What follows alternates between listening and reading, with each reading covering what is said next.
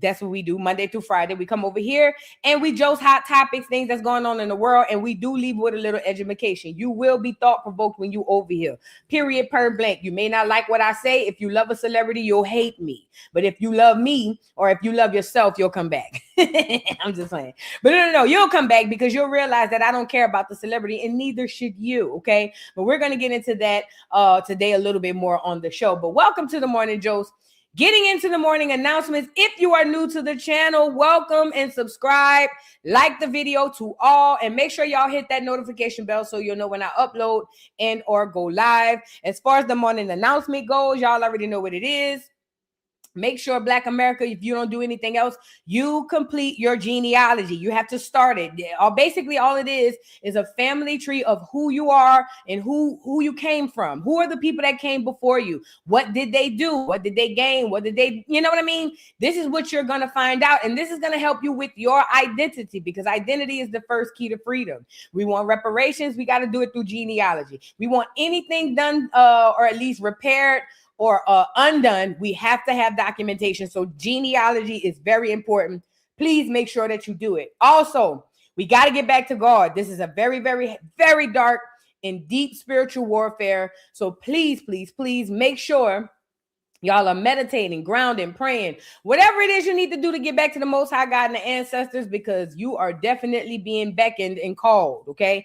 Now that we got that out of the way, we can get into a little bit of what we're talking about today. Y'all come on in, get the likes up on the video. I hope y'all are doing well, and let's get into why we're here. Dr. Umar, the Prince of Pan-Coochie. Now he's the Prince of Pan-Reparations. So apparently Dr. Umar, who's been so adamant about us not having reparations here in America, or at least our generation, apparently he's all for the people in Ghana to have their reparations. Now, mind you, it's not Ghana going to the British or whoever enslaved them. These people are coming to America asking for reparations that don't even belong to them. I need y'all to understand. These people are asking for reparations that do not belong to them. They're asking for the reparations that belong to you. So then it leads you to ask yourself, well, I thought the Prince of Pan-Coochie was on our side. What is he doing over there with Ghana talking about pan reparations? You get it? Okay. I need y'all to really sit with that. And once you sit with that, start thinking about the rest of these fools. We ain't gonna go there too early. It's too early. Stay right there, though. Moving on, toilet paper. We got to get him on the docket. Apparently, them people that told him don't go around there giving the TSA workers no money. They sent them home, and he came back with gift cards and gave it to them churn anyway, to them people down there anyway. Now they say the people told the TSA workers they got to give the money back to toilet. Let's get into that. We'll get into that later. Tank versus Tyrese. I took the weekend and I listened and watched the Tank versus Tyrese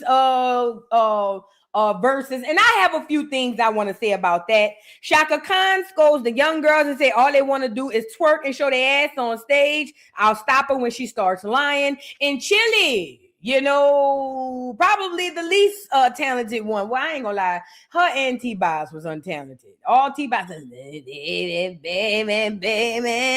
I mean, you know what I'm saying? I feel like anybody could have did that, but not the here nor there. You know, I feel some type of way ever since Left Eye left up out of here. I feel like Chillie and T-Boz had something to do with it. Say what I said, because I remember how they was. I was there. They was acting funny with the girl. They wasn't even talking to the girl. Don't start me. Don't start me. Don't start me. Because I get flashbacks and I get triggered. Okay. At any rate, Chillie is answering to Backlash because the people feel some type of way because she's right or left or whatever. She like one of the sides. We gonna get into that and a few other things, but come on in, y'all. Get the likes up on the video. And shout out to everybody in the building. You know, I didn't go live one time this weekend and it didn't dawn on me, but I needed the time away because I went and spent Saturday. I spent Saturday all outside. And this is what I'm telling y'all to do as well. Y'all, we got to get back outside, back into nature. So Saturday, I went to the mounds. I didn't take no pictures. I didn't do nothing. I went to the mounds and I just was. I meditated. I grounded. I prayed. I walked through the backs and I realized how intelligent we were, you know what I mean, to be able to construct these mounds. And not only the mounds, to be able to construct the wetlands next to the mounds, you know what I'm saying, to make sure that the water, you know, doesn't hit certain areas. And me knowing that this instruction came from the Most High God, you know what I'm saying, but he had a group of people who was our ancestors, who built these mounds all up and down America, you know what I mean? And it just felt so good. I was able to manifest some things for myself, for us. As I told y'all, I thought I was weird for the longest, because I'm like, I finally get a chance where God said, what do you want? And I started realizing I'm manifesting for everybody else. And I said, well, Lord, what's wrong with me? But ain't nothing wrong with me. You'll see. Anyway, so I went out there. I manifested for us. I manifested our little, I ain't gonna say, but I manifested for us. And it's so odd how God put stuff in front of you, because I came down one of the mounds and they had these 3 little boys. Now, mind you, let me just say this. When you go to these mounds, Black America, please be advised. You hardly see other Black Americans. When you go to these mounds, every clear, every Asian, every Hispanic, and everybody except us are there. But this is what I learned when I was at the mounds. They know who we are. We don't. They know who we are so much so they know how to find where our mounds are. We're just figuring this out through TikTok, Twitter, Instagram, and things of that nature. But I'm looking around the park and I maybe see a couple of other Black Americans, but for the most part, it's all of them. And I'm just sitting up here saying, wow. And mind you, the mound is right in the hood in Macon. It's literally right around the corner from the projects. They literally put the people on top. They probably built the city on top of some of them mounds, okay? But the point I'm making is I'm looking around and I'm seeing everybody there but us. And I'm saying, because we don't know. And then, man, I come down this mountain. They had 3 little Black boys. One of them had a stick. You know what it reminded me of? Y'all remember that movie? Put a 3 in the chat if y'all remember that movie, Lean on Me. Lean on me when you're not strong. They had this movie called Lean on Me. If y'all don't know, Google it. But there's this movie called Lean on Me with these clear kids. And in the movie, these clear kids are just walking up this railroad, and they just getting into all kind of mischief and all kind of craziness. But neither here nor there, these 3 little boys, 3, and I'm just realizing it was 3, but it's 3 little boys, and one of them had a big old long stick in the middle of his hand. And I remember when they was walking up to me, and I just was thinking how we not there. And I stopped them, the boys, and because they was coming off the trail, and I said, hey, y'all know this ours? And the little boy said, what? I said, these mounds. Do y'all know that this is all our stuff, that your ancestors built this and my ancestors built that too? And the little boy, the one in the middle with the stick was like, huh? And I said, yeah. I said, your ancestors and my ancestors built this. And he said, and they took it from us? And I said, yeah, they took it from us. And you could see his wheels turning. You could see his wheels turning. And he just like trying to put the 2 and 2 together. And he just like, I said, yeah, they took it from us. I said, but don't worry about it. We gonna get it back. And he was like, that's crazy. They always taking stuff from us. And they walk off. They just walk off into the thing. And I said that to say, I was just sitting there thinking, we are not here. And this is the craziest part too. I realized, I learned that in that town, the local kids visit these mounds every year when in middle school and elementary school, but they teach them that this is about the $5 foot long, never teaching them that this is about them. But I'm saying all that to say God put it right in front of my face to teach. And I love teaching children because at least they don't have as much closed-mindedness as adults. You see what I'm saying? And I'm not saying no shade to the adults. Shout out to us. But, you know, children are so innocent in the way they think that that's how it's easy. That's how they become so vulnerable, if it makes sense. So if you use it for positive, then it works for positive, if it makes sense. So when I saw the little boy, and I thank God put them 3 little boys in front of me so that I can say that. And I said to myself, 1 or 3 of them little boys is going to remember this. I don't know how. I don't know if they're going to be 30, 40, 50, 60, 70, 80. One of them children, or all 3 of them going to be like, y'all remember that lady when we was at the mounds? Y'all, and somehow it's going to all come back full circle. But I'm saying all that to say, I spent outside all day Saturday. Sunday was kind of gloomy. And I just said, you know what? I'm going to be lazy. I made me a video and I laid up. And it was great. It was perfect. I had such an amazing time. When the sun permits, wherever you are, I implore y'all, first of all, get outside. go outside. And then secondly, I also implore you guys too, that if the sun permits, to find a mound. Find a mound. I'm pretty sure if you look up mounds, Indian mounds near me, you'll be surprised how close you are to a mound. Find a mound and go visit it. Because like I said, it just bothered me that, I seen Asians, I seen clear, I see everybody. But I rarely seen us. You see what I'm saying? So find a mound. Anyways, let's get into the show. Malone Madness Monday is going down this evening. Make sure y'all pull up to the dollhouse later on. If y'all want to get into the Malone Madness Mondays, I got a lot. I didn't even want to deal with Rockhead over the weekend because I was in such peaceful and serene. You know where else I went?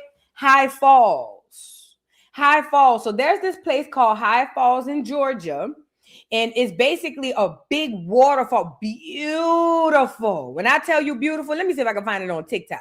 Because I'm pretty sure somebody on TikTok went and saw it and posted it. Now, they'll tell you that this waterfall was created. What's the name? What did I say the name of that place was? High Hills, Fountain Hills. What's the name of the waterfall? I literally just said it. Hold on. I'm about to tell you right now.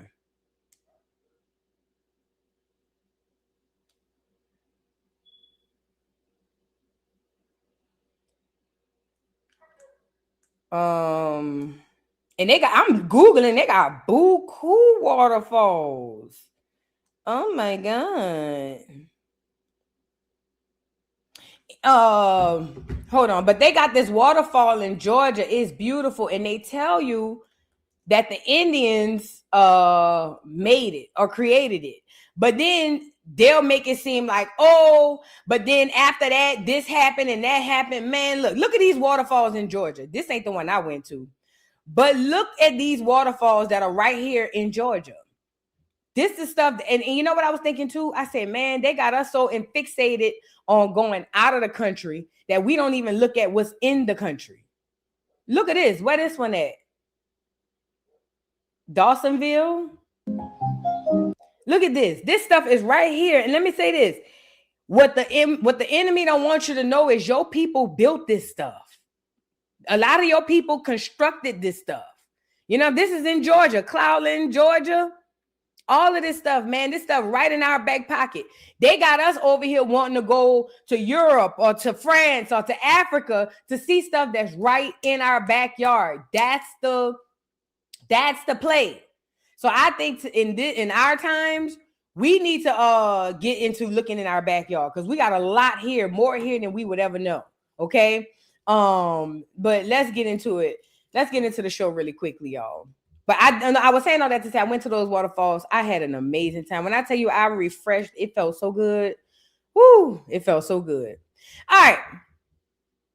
I want to get into an honorable mention or two. Let's start here. Are we jumping out the window? Why not?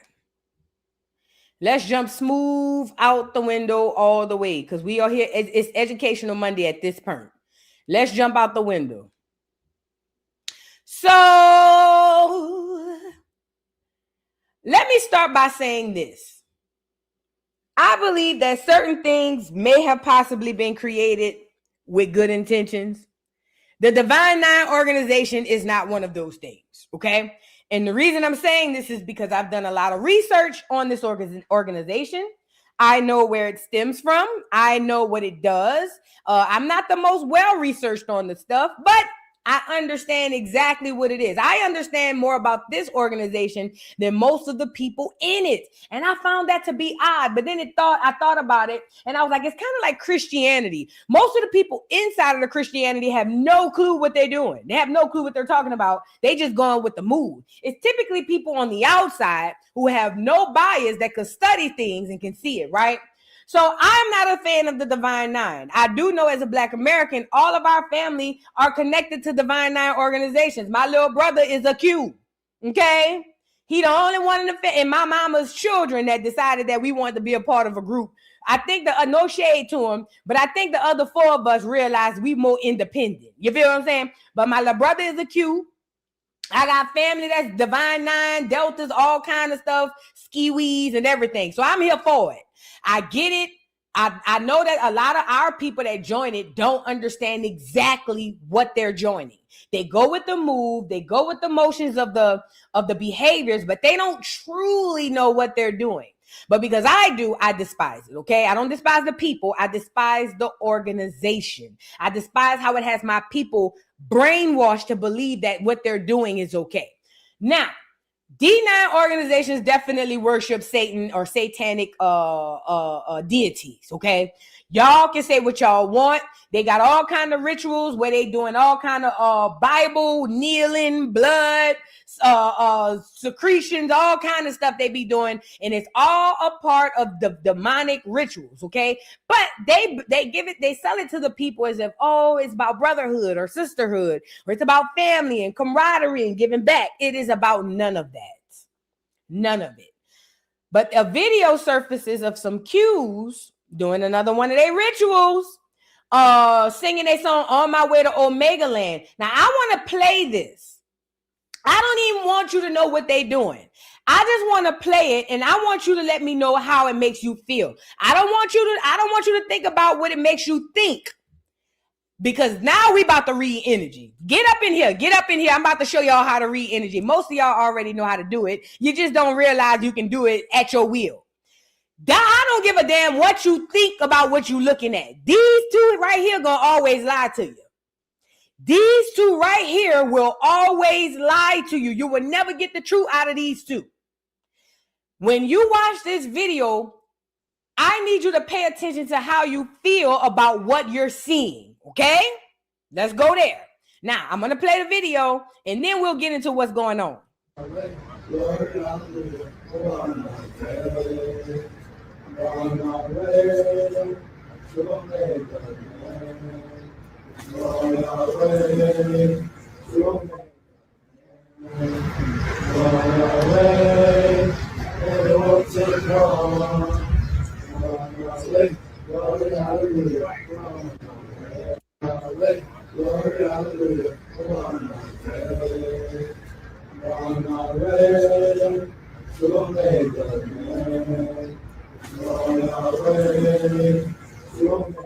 All right. So it says, I didn't make my org an idol. Bowing down, kneeling, worshiping your dead founder is quite literally idolatry. This is what the person who posted this says. Venerating these people like they are Jesus is insane. This is necromancy, to be clear, and it's witchcraft. This is what we have been talking about, saints. Every probate season, you show your idolatry to your org, and it has provoked Jesus to wrath. This is sick and blasphemous. Glory, hallelujah, on your way to Omega Land is an abomination. The Lord is so serious about exposing the wickedness. He's sick of his children giving all of this honor and reverence to dead people who never died for them, nor can save them. As a community, we should not be fighting to keep this evil in our communities. This video should grieve you. This shouldn't be tolerated one more second. As a community, we are provoking the Lord to anger. Please repent, because what is coming next from the Lord will be horrific, okay?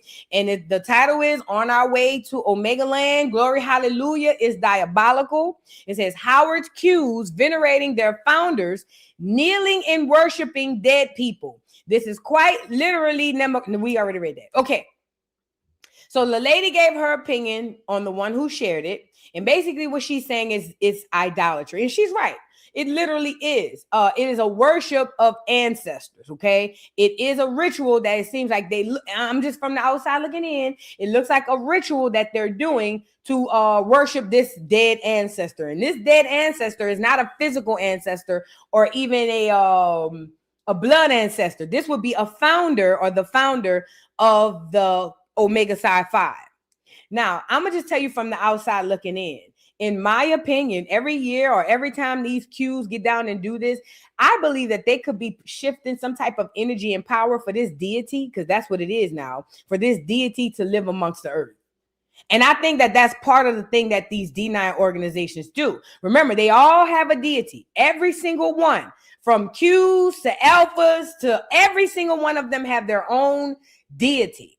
And I believe that part of keeping these deities alive and able to walk amongst the earth is these rituals. I believe that. Again, don't listen to me if you don't want to. I'm just telling you what I believe. Now, the fact of the matter is there's really nothing wrong with paying homage to your ancestors or even use the term loosely. There's nothing wrong with necessarily honoring your ancestors. But when you praise them as if they are the all-seeing, tell-all, be-all, this is where it become an issue. Now, I'm not God, but I did go to church and they did say God was a jealous God. That's what he said. That's what they told me. Okay? They told me that God was a jealous God. So I'm pretty sure if I was him, I wouldn't too particularly like this. If it's just me, I'm just saying if I was God. Not trying to say I am. I'm just saying if I had to think like I was God, this wouldn't make me happy. As a matter of fact, it would honestly make me upset that these people are idolizing a dead person who literally created an organization that has been cancer to the Black community. You see, I don't condemn how do you say these people? The D9, the Skiwee people. I don't condemn them for being D9 because I feel like most of them don't even know exactly what they're doing. However, I do condemn the ones who defend it with their lives as if this deity or this organization has ever done anything for them as far as their livelihood. Now, yeah, it might get some of them some jobs. Some of them might get into certain, rooms or whatever the case may be. But ultimately, these deities do nothing for you, or at least a greater collective. And I find it odd because now I'm about to shift and I'm about to make some other folks mad. I don't condemn them because they don't know. But this is where the Christians be pissing me off. Because while they mad at, I'm about to make y'all mad. Do y'all want me to tell the truth? I don't care. I'm about to say it. While Christians are mad at them deifying this dead man, why nobody don't say nothing when y'all deify white Jesus or Black Jesus? I don't care. Can we talk about that? Y'all first celebrity is Jesus. That's why you guys idolize other celebrities the way that you do. Because the first celebrity you've ever known is Jesus.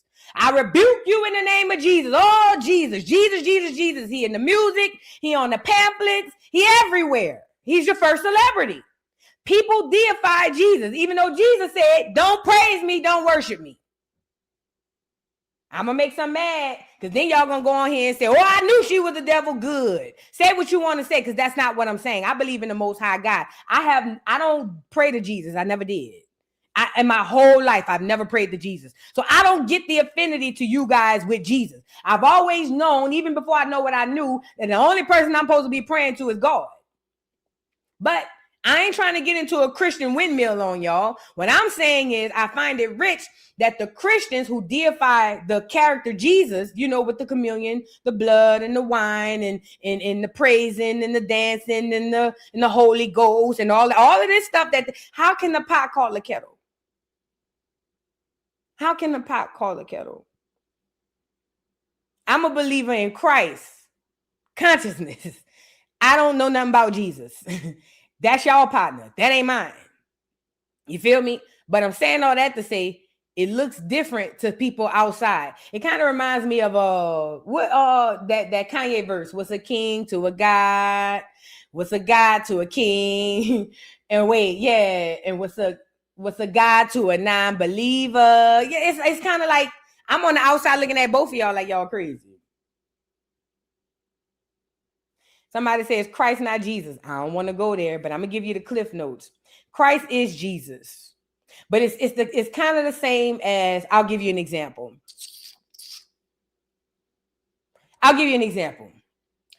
Beyonce is a great artist, but Beyonce the artist and Beyonce the person are different, correct?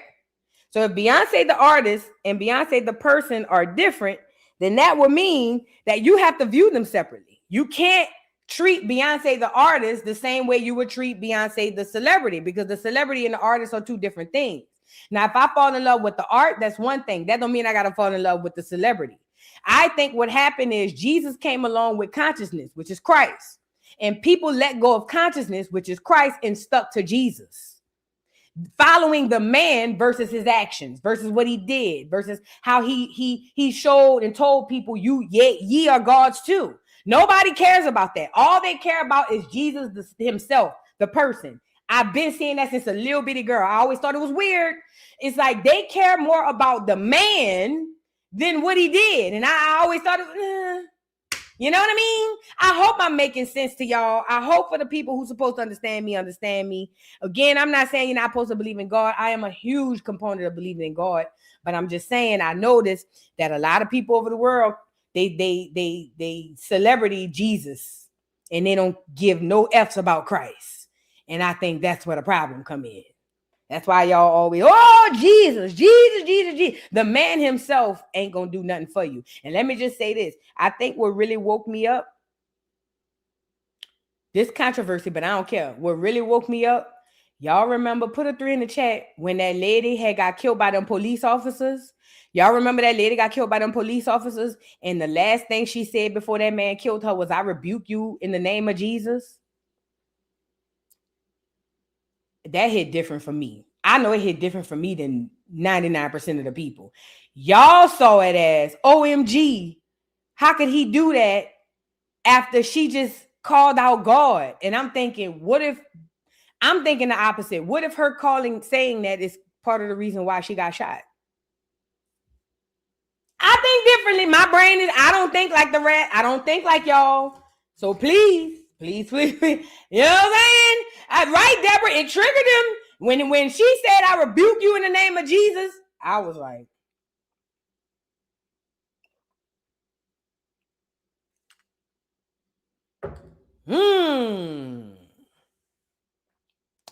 I say, ooh, that's scary.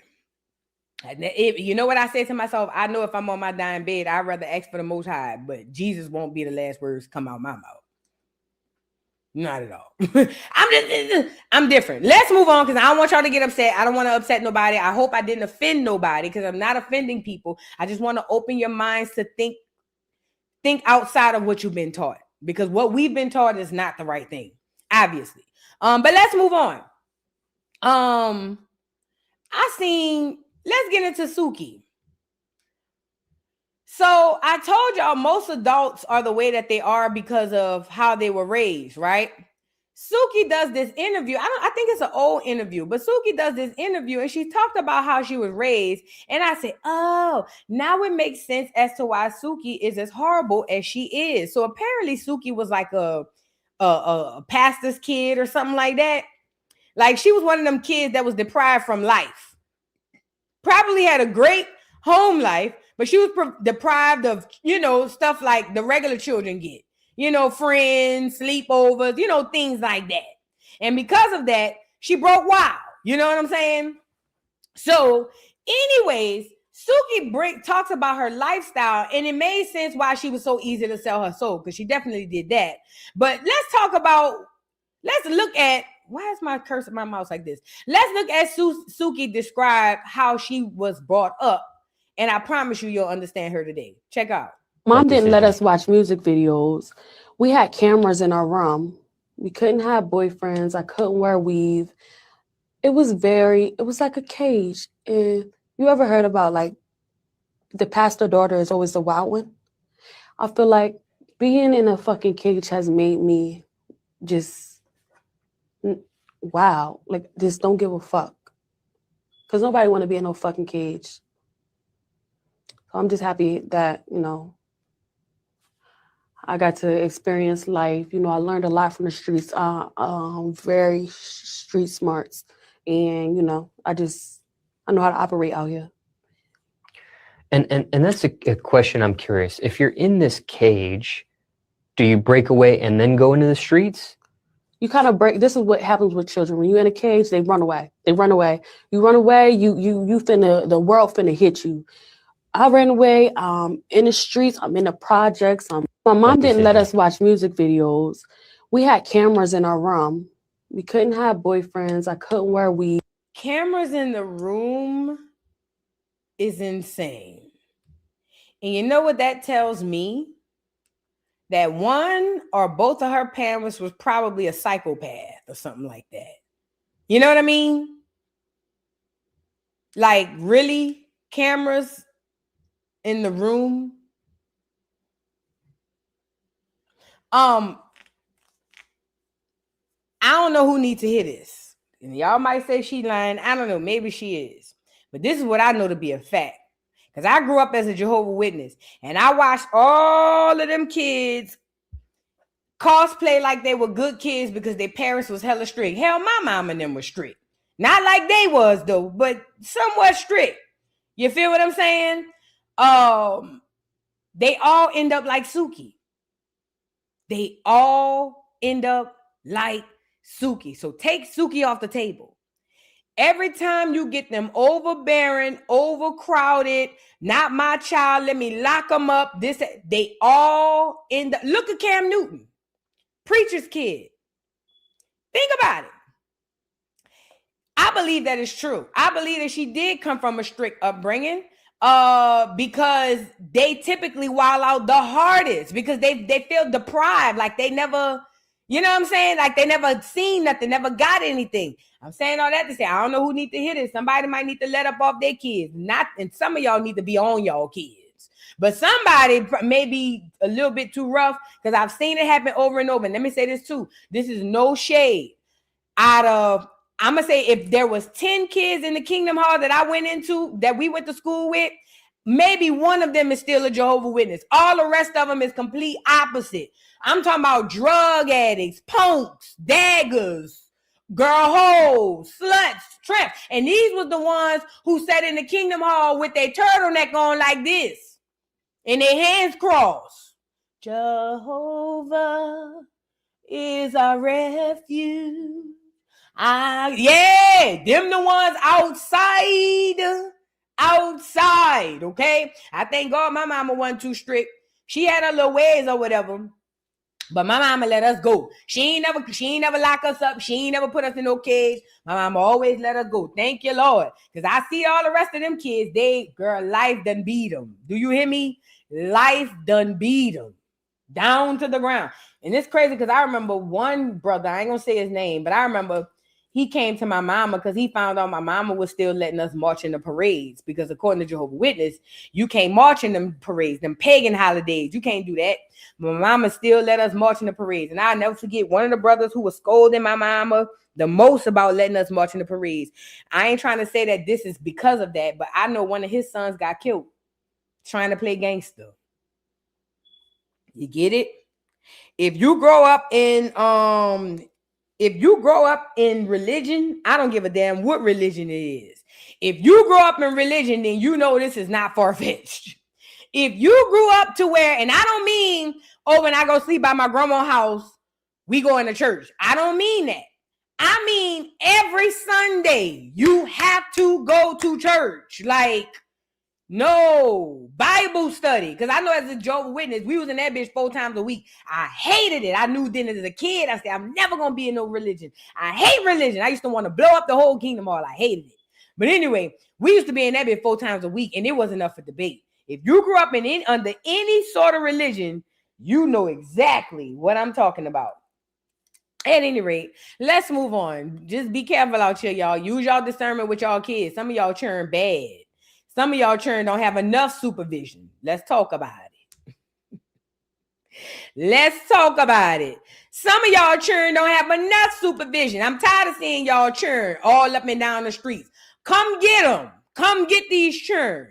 Some of y'all letting up too much.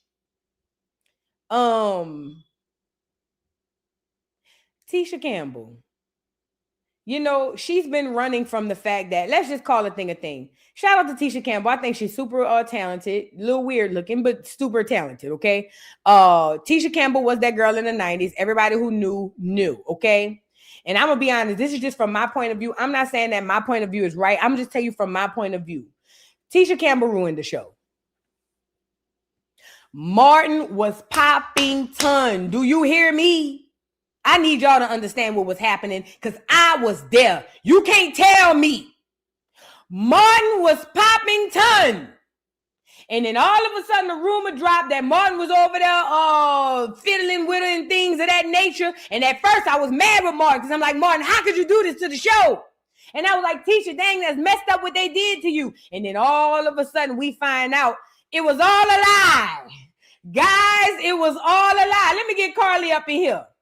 All of a sudden later, we find out it was all a lie. It was all a lie.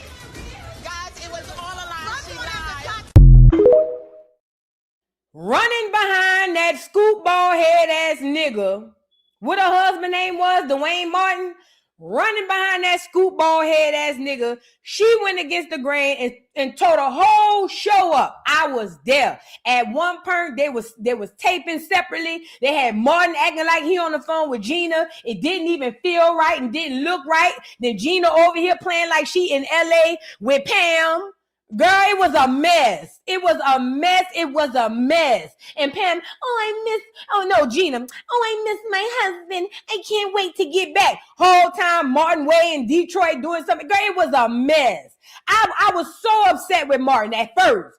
All to find out it was a lie. Gina was running behind that nigga and they wanted to take Martin down. You know, she ruined the show. Said what I said. And ever since she ruined the show, she's been trying to avoid people asking her about that. I've even seen other people be like, oh, Tisha, what about that time? Oh, no, because I loves Martin. Oh, no. I loves Martin. But you know what? God said high and look low. She ain't worked since then. Stop me when I start lying. God said high and look low. She been on the couch ever since. Somebody said, how is that her fault? I'm confused because she lied. You must have missed the Carly Red part. Because she lied. I ain't going to say she 100% lied. Let's go with this. The story was fabricated to make Martin look worse than what it was, because it seems that from what the story we got back then was from what they said, I'm not going to say Martin didn't do nothing because I wasn't there. I wasn't there. Oh yeah, she did work on my wife and kids. She did do that. But listen, I wasn't there, but the rumor that we got back before the internet was that it was really egged on by Dwayne Martin, her husband at the time, who we all find out likes booty. Loose-wristed down to the ground. He a punk, allegedly. That's what they said back then. I don't know. Don't get me the line. You see what I'm saying? They said he was a punk, and they said the whole time he probably wanted Martin booty or something. I don't know. Either way, she married the punk, and then the punk got mad and got jealous. This is what the people said back then. They said he got mad and jealous of the on-screen, whatever. And then he was like, oh no, I don't want that nigga kissing on you. Oh no, I don't like the way that nigga touch on you. And her being a duck goose behind a nigga, but I get it, you just got married and whatnot. Her being a duck goose behind a nigga, she was just like, oh, my husband, that's you hoes, my husband, you hoes kill me. That's why I always say that. That's why y'all ever notice when I talk about people, I always say, and they husband. Because that's how these girls be talking. My husband. Okay, girl, you and your husband, girl. All right, girl. Anyways, she running behind the nigga because that's her husband and he got her to lose her job. Okay? Now, she did do well on My Wife and Kids. I forgot about that. She was a little funny built, but she did good. Either way, the point I'm making is this. Every interview since then, Tisha has been trying her hardest, do you hear me, to not answer why she played on Martin like that. And this is why I know everything that I believe is true.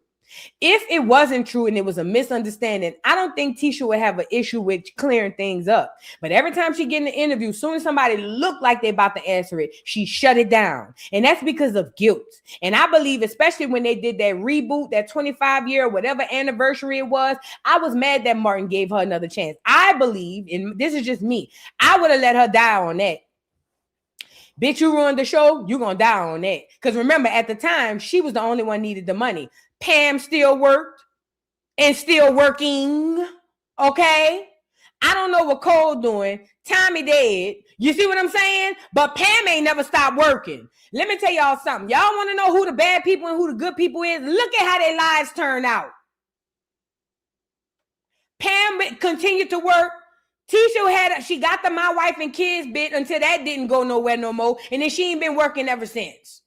So that told me that I'm confirmed in what I was thinking. That Tisha was the problem. Okay? Somebody said she been working also. Girl, working my nerves. Let's get into Tisha, girl. I'm still here. So the guy was getting ready to ask her about Martin, and look at how she responded, y'all. She hurry up and shut that down. Look, hold on, get her on here. Campbell's in the building. You survived Martin, the show. And I know there's not much you can talk about it, but as you think back over those Let me just times- stop you. What? I'm going to stop you Come on, right stop there. me right there, I'm going to sis. stop you right Come on. there. Never have I ever said a bad, unkind thing about the show, That is about true. Martin Lawrence, and I never will. I will protect him to the day I die. I don't care what people think about me. Okay. Mm-hmm. To the day I die. I will never say a bad or unkind word to any media outlet ever. Okay. Mm-hmm. That person needs protection, and I will protect him till I die. I love that loyalty. So as I was saying, You ain't saying nothing. Because she had to stop you. as you think back, I know how to deal with him, y'all. as you think back to those times, what is Yes. your fondest memory of Martin, Yes. the show? What's the fondest? Yeah, memory of the show. Tisha Campbell's in the building. Let me tell you something. Tisha, before we get to the newspaper article, because I see a lot of y'all wasn't there. Thank God I was there. You know what? Now I'm thinking about it. God made sure I got all the tea in the 90s and the early 2000s just so I could come here. This is all aligned by God. I thought I was just messy, which I am messy. You know what I'm saying? But I remember being a child girl in grown people business, girl, and I never understood why I was so nosy like that. It was because God wanted me to get the tea so I can come here today and tell y'all what happened. Now listen, Tisha knew when he said you survived Martin, she knew where this was about to go. She knew it. She knew it. She knew it, right? So she hurried up and said, wait a minute. Let me say this. I've never said anything negative about Martin. In this point in time, it's not about what you said. It's about what you did. I would have rather you had said it and nothing happened from it than to do it. Do what you did, baby. It's done. It's done. And first of all, Martin got to be a good person to even come back and let you play with him again, because you would never be in my circle again. And you know what too? Martin probably hadn't worked with her since then, because Tisha the kind of girl, I messed up back then. Now I see the error of my ways. Let me come back. But I might do it again though. But let me come back. You know what I mean? Tisha, this was low key the way it was back then. This was all Tisha's fault. All Tisha's fault. It says Tisha Campbell's filed sexual harassment lawsuit against Martin. This was back then. It says Tisha Campbell recently filed a lawsuit against her Martin co-star Martin Lawrence, alleging that he has tormented her, sexually harassed her on the set of their hit Fox TV sitcom. The suit filed in district court in LA also Legos, emotional distress, misrepresentation, and sexual battery. Also named in the suit was HBO Independent Productions, the company that puts the show together for Fox, and the show is now in its 5th year. So listen, not only did she put them allegations on Martin, her having them allegations on Martin, she even went after the people. Now, I'm not saying that the lady didn't have nothing done to her. I believe that Martin really did like Gina, because they on-screen camera, unless that nigga is a Denzel type of actor, he really did like that lady, I believe. I believe he liked her. The rumor is that he dated Pam, but I believe he liked the lady. So do I think that they could have been doing a kissing scene and he might have stuck a little extra tongue? Probably. Do I believe they had a scene where it just caused for him to give her a hug and he tapped on her booty? Probably. So I'm not going to say Martin's hands is clean. I'm never going to make it seem like this lady may have pulled this out of her ass. But what I will say is from where we were then, it was heavily fabricated, and it literally ruined the show. Literally ruined the show. It literally could not go on. Once she filed this suit, she put a stay away protection order to where they couldn't film again, like I told y'all earlier. And then they filmed it separately. It was over. It was over. And the reason why she is so quick to shut down these questions, that's why when what's his name from Rap City? When Tigger was like, you survived Martin, she hurried up, her ears perked up, because she knew where that question was going. He pivoted though. He turned it around and was talking about memories and all that, but he was getting ready to go in there and ask her, girl, why you did that to the show with a little funny tail looking self. Get off of here, Gina. Crazy self. Shout out to Gina though. I ain't mad at her. Maybe, you know what? I think it had to happen. Because right after that, didn't Martin go on to do Bad Boys? Oh no, he was already doing Bad Boys. I think that catapulted Martin into Big Mama's house. Yeah, I want to say Big Mama's house.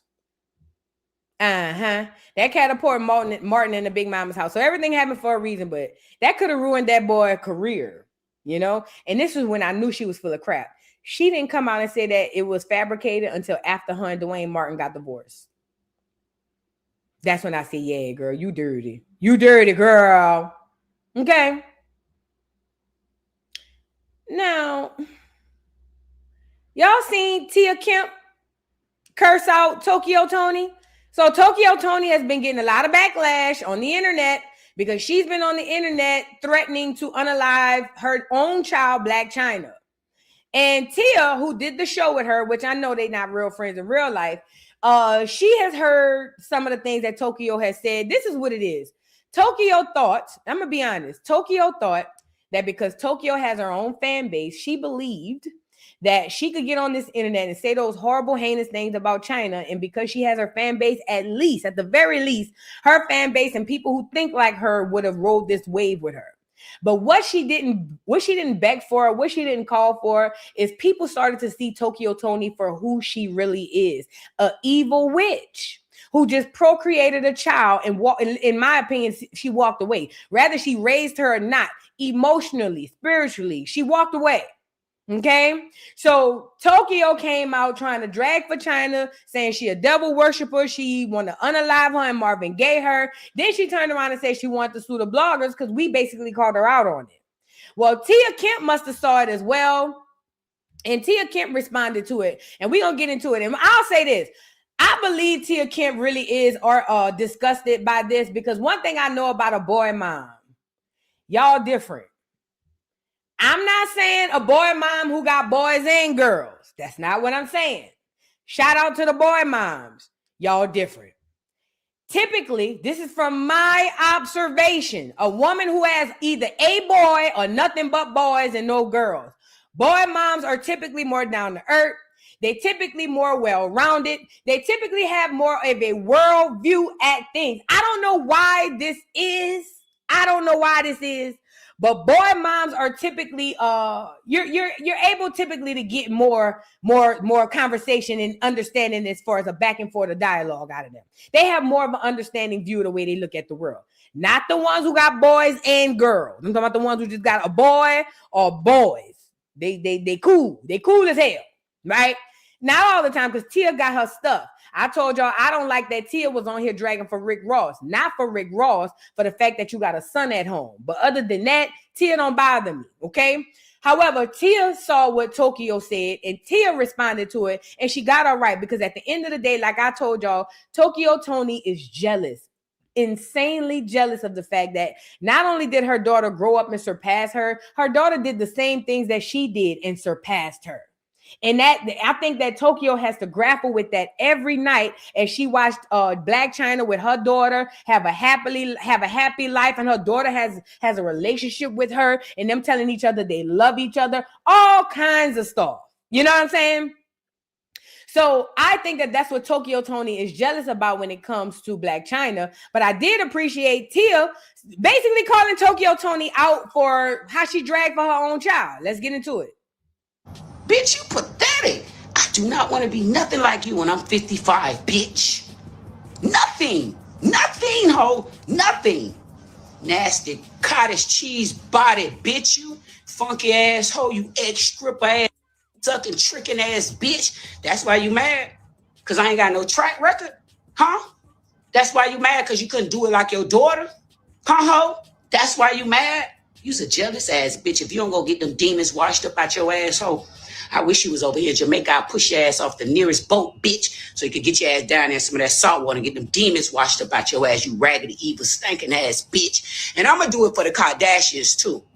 See, they going to know me after the day. China, I want to help you get a Marshman Act, a Baker Act, asshole. Put that hoe up. Something need to be done about that bitch. Bitch on here threatening her your daughter life. Then go sit around some old fake ass lawyer and record yourself. You bitch, you delusional. Something going on in your head, ho. You want some bad things. Better get off that shit, Toni. Better get off that shit, bitch. I'll send you some from the Kush factory. Ho, you better get up off that sprayed down ass weed you smoking. Cause it's up your, I'm telling you, your chemicals is unbalanced, bitch. Bitch, you pathetic. I do not want to be nothing like you when I'm 55, bitch. So shout out to Tia Kemp. Anybody who can see what's really happening, they'll know. Tokyo is insanely jealous, like I said, of Black China. And that's why she comes on the internet and does what she does. And I'm with Tia. At this point, she do need to be put away. Because she might really try to act on this. For real, for real. Like, it's sick, it's disgusting. And what it did was expose the demon that Tokyo Toni really is. Because she is a demon, okay?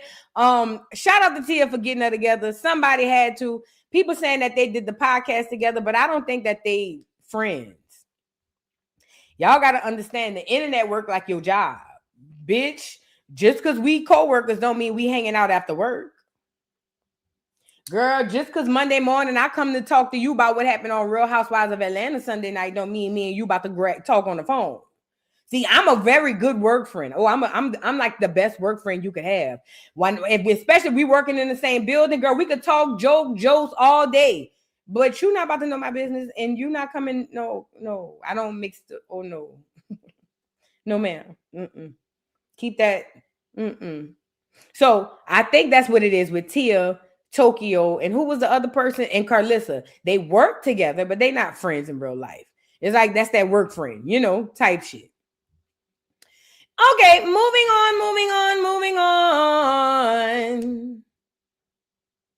Let's get into, where do we want to start? All right, let's get into Chilli and her backlash. So, okay, I think this is orchestrated, but let's just go with the move. So, Chilli apparently is facing a lot of backlash because it was outed. Hold on. Matter of fact, I'm going to put it up right here. Oh, crap. Sorry, y'all. Get the likes up on the video. I'm all over the place. Happy Monday. Happy Monday to you. So, Chilli is receiving backlash. Let me pull up the article. She's receiving backlash because it was outed that she is a Trump supporter. It kind of reminded me of the black girl that went viral for being an ICE agent. Black America, do you understand that these are tethers and clears behind the scenes that are bucking you up to go against your own people?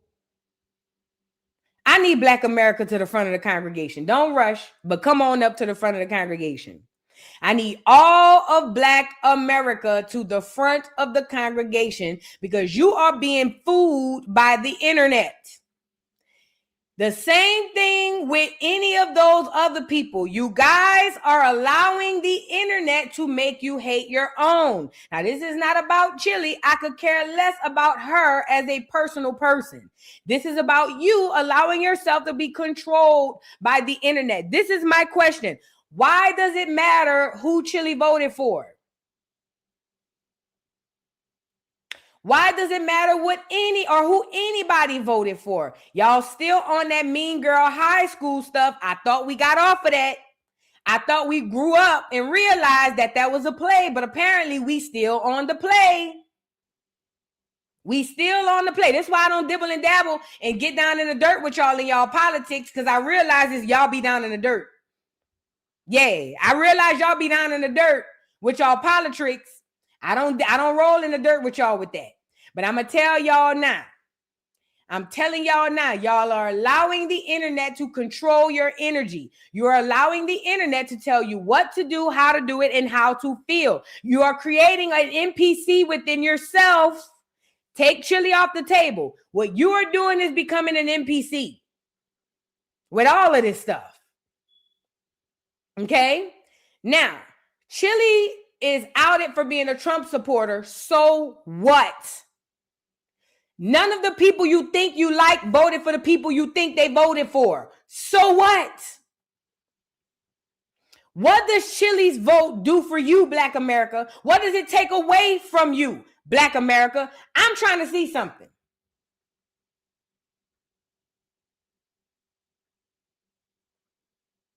Distraction. I need the people. I'm not going to get mad. I'm not going to even get upset. But for the people who understand this play, if you fall into giving a mammy mother F about who Chilli or any of these celebrities fall into, you are now an NPC. You are a non-playable character. Do you want to know why I say that? Because now you have literally fallen into the trap of what they want you to do. You are now a toy soldier. Soon as the internet I tell y'all all the time, the internet tell y'all how to feel. Y'all don't want to hear it because it sounds bad when you say it out loud. But every day I log in, the internet telling y'all what to think and how to feel. You are an NPC. You are an NPC. Prior to the internet telling you Chilli voted for Trump, you didn't have no problem with Chilli. You should have had a problem with Chilli and T-Buys for out here selling those Ozempic and shit like that on a song. But y'all don't have no problem with that. Oh, no. Sell us medicine that'll kill us. We cool with that. But you voted for Trump. You voted for Trump? Now that's where I draw the line. Yeah, you can give us, who cares if you kill us with the medicine through the commercial? But you voted for Trump. Let's get into the article. So she's receiving backlash. She spoke out. It says, TLC's Chilli denies being a Trump supporter, clarifies donation to the president's campaign in 2024. Now she jumps out the window hollering she made a mistake. She says, I did not read the fine print, the singer said in March. And Chilli, you a fool too. Because why you give a damn if they coming out here saying that that's what I'm saying. Y'all, I think it's because, and it's dawning on me, I'm amongst a large group of people who care so much about what everybody else thinks. That's what it is. Let me relax my nerves because I just realized what I'm up against. I am up against a sea of people who care more about what other people think than about what they only believe on themselves. Okay? Now, she votes for Trump. The people get mad. You don't like Chilli. Y'all ain't buying no music, so then what? Now you just mad. Now energy that you could have been using to create something for yourself, to build something, to manifest, all that energy you could have been using. Now you just pissed off because of who Chilli voted for. Y'all weird. Let's get into it. It says, Rosanda Chilli Thomas of TLC is denying claims that she supported the MAGA movement after recently surfaced 2024 campaign donations. Records seemingly show that she donated to organizations linked to Trump. So she didn't even donate straight to Trump. She donated to organizations that could be linked to Trump. And y'all is different. Yeah. Chilli also clarified an incident, in which she said she accidentally reshared a conspiracy theory related to Michelle Obama. The singer shared her thoughts on an Instagram post on Saturday, March 28th. This is my problem with you, Chilli. You did support Trump because you do support him. You're a Trump supporter. And you shared that shit about Obama, Michelle, because you really think Michelle is Michael. That's the problem. You should have came out here and said it. These bitches ain't buying your album no way. So why you care? Oh, my bad, because the powers that be need you to be in good standing with the public so that you can continue to usher them into their foolishness and create NPCs. That's what you should have did. Yeah, I voted for him. Shout out to Waka Flocka Flame. See, when y'all tried to down him for who he voted for, he said what he said, and y'all shut up and went your own way. Shout out to Waka Flocka Flame. Y'all is different. And y'all, this is the worst part. Trump don't care about you, or the clears on the left side don't care about you, and y'all windmilling down to the ground for these people. Y'all is different. Y'all different. Y'all different. Y'all look at y'all windmilling for who got the best master. No, my master on the right treats us good. He don't make us work on Sunday. He let us off on Sunday. We even get a holiday over here on the right. And look at the ones on the left. Oh, y'all are just some turnkey handkerchief head Negroes. Done left us over here on the... I'm sitting here watching the slaves. Ridiculous. But anyway, let's get into Chilli responding. She's lying. Chilli, you support Trump and you don't like Michelle Obama. That's what you should have came on here and said, but you can't because you got to do whatever them folks tell you to do. Okay?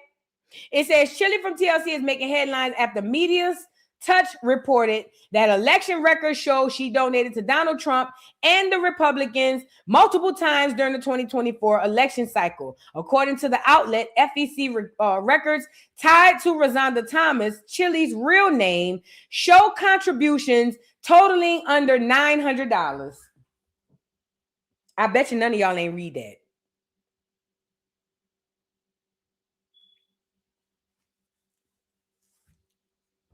According to the outlet, FEC records tied to Rosanda Thomas, Chilli's real name, show contributions totaling just under $900. Of that amount, nearly $800 went to Trump's PACs, and then it says $63 went to the National Republican Senatorial Committee, and $7 went to Senator Ted Cruz.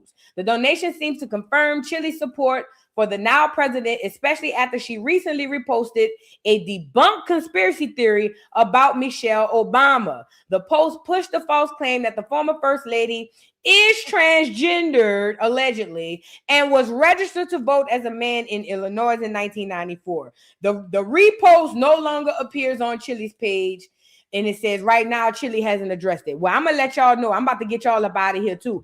I think Michelle is Michael, too. Yeah. I think that Michelle is Michael. So if you hard and get a wet coochie off of Michelle so much to where you've so offended that I believe Michelle is Michael, then you can go ahead and pack your bags, fat. Pack your bags. Get them up out of here. Don't want you over here because I believe Michelle is Michael. Say what I said.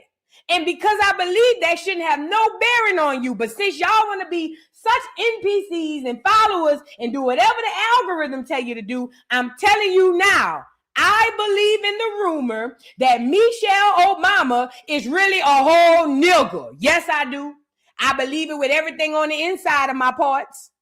So if that offends you, pack your bags, fat. You can go ahead and leave now.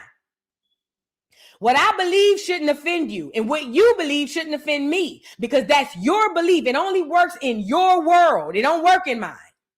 I need y'all to understand what I said.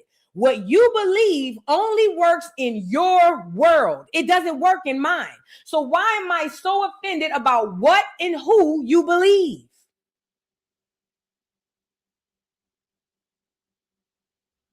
I think the fact that y'all put so much stock that the government is telling y'all the truth about these people is scarier than anything. That's just me. Chilli responded. Let's get into her response. Girl, like I said, I thank God I don't live for nobody. I don't give a damn what y'all think about me, bitch. You get it? Don't care. And said what I said, gonna say what I said. I'm not coming back on. I didn't mean it. Fuck the girl. Let's get into it. Hey guys, I wanted to come on here to address a few things that's circulating on the internet that's very concerning to me. Let me say this first. I have the utmost respect and admiration for Michelle Obama, and I would never say or do anything that is disrespectful to her or to any woman. I would never do that. So why and you I had no clue that this repost had happened until I started getting phone calls and text messages from everybody. And I immediately went to my page to see what was going on. Now, mind you, I'm not very computer savvy, so I'm looking for this repost button. And I see that all of these buttons are very, very close to each other. And clearly I was scrolling and my thumb hit the repost button. Again, I had no clue that something like this happened until I got all the calls. But of course, I took that down, and, you know, I would never post anything like that. I would never do something like that. That is not my character. I have supported the Obamas. I gave to the campaign, both runs, voted twice for him, and supported the organization that Michelle had in the schools for exercise for the kids. I would never do anything that's harmful or hateful to anybody. You know, I'm just not wired like that. That's just not who I am. And when it comes to organizations that I have donated to, these are the things that support the veterans. You know, I have always supported them, not just now, but for years. This is not something new. So I just wanted to let you guys know, you know, this from me, you know, that I would never do anything so disrespectful, and I would just never, I'm just not about hate or anything like that. You know, if you look on my page and see my posts, it's all about love, faith, and connection. That's what I'm all about, you know, and I've always been that way, and I will continue to be just that way. So I just want to thank you guys for, you know, your love and your support, and just taking the time to listen to me right now. I really, really appreciate that. And I love you guys. Thank you so much. Girl, Chilli was doing all of that talking loud and ain't saying nothing, huh? It's survival.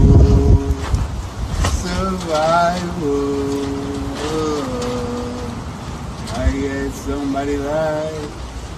Smells like somebody lied. It was all a lie. Guys, it was all a lie. She lied. Girl, listen to me and listen to me good. Chilli is a right-wing supporter. And let me bust a lot of y'all bubbles. Most of y'all faves are too. I don't give a damn what they come on the internet and say. Most of y'all faves are too. When Trump won that election and that map was red like a woman on a heavy day period, I knew good and well a lot of people lying. A lot of people lying. Some of y'all in the comments who dragging for lying. Every day y'all wake up and log in so y'all can lie. Every day. Her too. Girl, you do support them people. And what? And what? And I think what bothered me the most, like I said, is my people on the internet not realizing they letting bots and tethers buck them up to go against their own people. That's insane. I thank God I have no desire to be liked by nobody. I thank God I have no desire to join no groups. I thank God I have no desire to be amongst the who's who of anything and anybody. Because any day I got to come on here and straight up tell a bold-faced lie about how I feel to y'all just to make y'all like me, that's the day I'm logging out for good. The day I got to log in and tell a whole bold-faced 20-minute lie just to make y'all like me, I'm logging the out. I'm telling y'all now, it's not going to happen. This is insane. Y'all playing some high school mean girl type shit. Oh, she don't like everybody that we like, so let's all bully her and hate her. Oh my God, she's horrible. I don't care that y'all don't like Chilli. To be honest, I don't too particularly care for Chilli neither. I told y'all, I believe her and T-Boz had something to do with Left Eye being gone. But I'm taking Chilli out of the situation. That's how I feel about her personally. And I'm watching my people take their energy that they could be using to do genealogy, to create something for themselves, to create a business, to get out of that job that's killing them, to buy better foods, to start their gardens, to start all of this stuff that I see my people could be using their energy for. I see my people getting upset about who Chilli voted for, and if she believed Michelle is Michael and Finkel is Einhorn. Y'all is different. Y'all different. I want to say this to the people who could have gotten caught up into this. Do not. I told you, Black America, they are energy harvesting. The only thing that keeps these deities, or at least these things alive that walk amongst us, is your energy. That's why every time you turn around, they're putting something in the media to grab your energy. Do not fall for the banana in the tailpipe. Who cares who voted for who? The fact of the matter is your favorite, the person you love, is lying to you about everything they ever said. They don't even like you. None of your favorite celebrities care about you. They wouldn't piss on you if you were on fire. They use you. They look at you as a number. They think you're stupid. They think you're slow. They think you're dumb. They think you're easily influenced. They know that you will follow them off a hill, off a cliff, to hell and back. They know it, and they thrive off of that energy every day. They can't live without it. They eat, sleep, and breathe it. That's what they do every single day. So while y'all over here condemning Chilli, just know the one you love the most hates you, bitch. Beyonce don't love y'all. Y'all think, do you really believe Beyonce care about y'all? Y'all think Cardi B, Beyonce, y'all think these celebrities really care about you? You know how I know they don't? Watch their behaviors. What have any of those celebrities ever done for you? Don't tell me they put on a show. Don't tell me one time that the other one donated $5 to this. I don't want to get. What have they? Love is not a word. It's an action. Okay? They don't give a damn about you. While you windmilling with your head down for them, they don't give a damn about you. Remember that. Then I saw this. First of all, I saw Nick Cannon, because this kind of tied me into Chilli. I saw Nick Cannon do a show with Amber Rose, duck ass, and they on here left versus right shit, same shit, different toilet. I keep telling y'all, it's all one big psyop. Everybody's in on the joke except you. Here comes what's this boy named Nick Cannon? Now he done went impregnated every kind of racially ambiguous bitch you could find. Any type of bitch made in the lab and created by a new race, Nick Cannon done put a baby in them. So first of all, he's unqualified to speak on black business. Yes, I believe if you date clears, you are unqualified to speak on nigga business. I don't give a damn what you believe. I'm telling you how I feel. He running around here impregnate every pink pale bitch he could find. So his opinion on Black America and how we should gatekeep and what we should gatekeep, he does not get one. He don't. He just don't. He the type of nigga had the girls in there calling him the nigga with the hard ER because it turns him on. He don't get to say. And let's also be clear. Amber Rose, even though she is a half and half, she's half clear and half African. Half clear and half African. Half clear and half African. By that measure of the metrics, she damn sure don't get to say about who get to say anything about any N-word because she ain't no nigga. She's not a nigga. Stop letting people with black looking skin automatically co-opt your shit. She ain't no nigga. She an African and a clear. She ain't no nigga. That's all she is. Y'all let these people come get in pop culture and y'all get to go in slavery stupid, Jim Crow slow. Y'all better start looking behind these people. The melanated skin ain't enough no more. In 2026, who your mom and them is? Who your people is? Who your dad and them? Where they come from?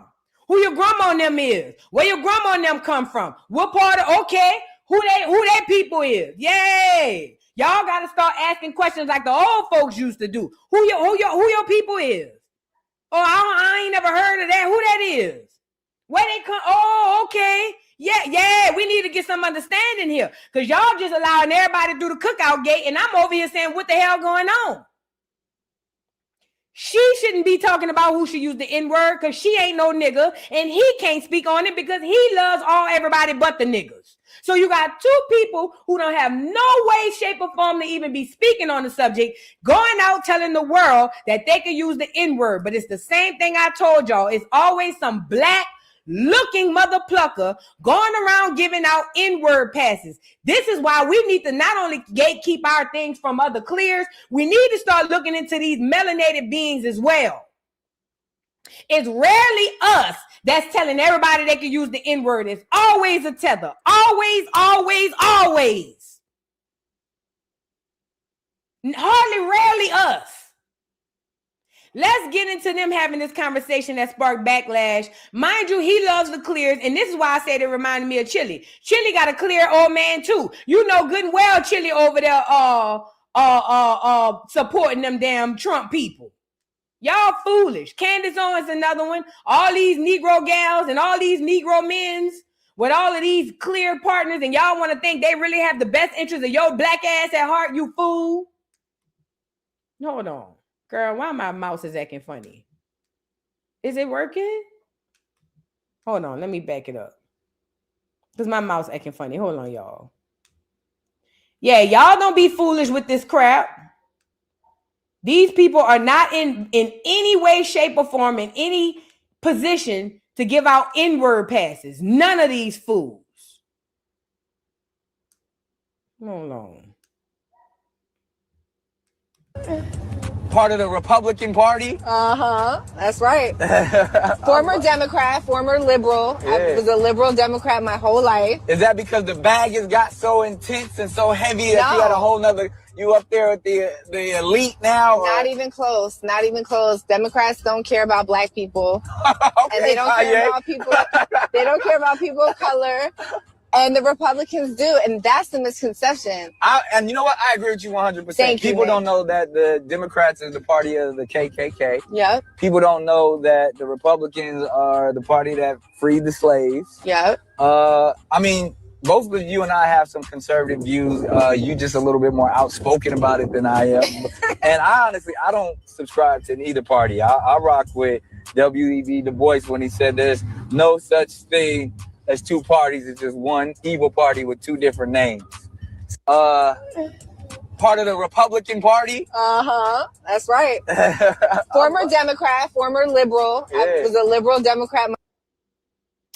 Nick Cannon being MAGA shouldn't be a surprise to no one. Look how he moves with his business. I would have never expected Nick Cannon to lose as a MAGA supporter. I don't even know if that was the clip because I'm so over here searching for something else for the next video. But I'm not sure if that was the clip because I know it was a clip going around with them saying who could use the N-word. Let me see. Matter of fact, let me see if I can find it. There's a clip of them talking about the N-word. If they didn't say it in there, let me see. Nick.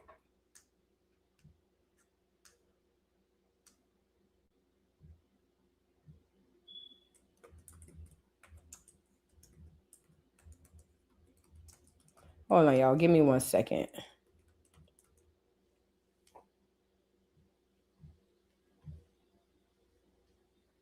I think it might be here. Yeah, here you go. Is that the one I just showed y'all? No, I don't think that's the one I just showed y'all. White people should be able to say nigga. So, and I'm going to tell you why. Shit. Because no one, when you really stop giving a fuck about stupid, dumbass words, will stop killing each other.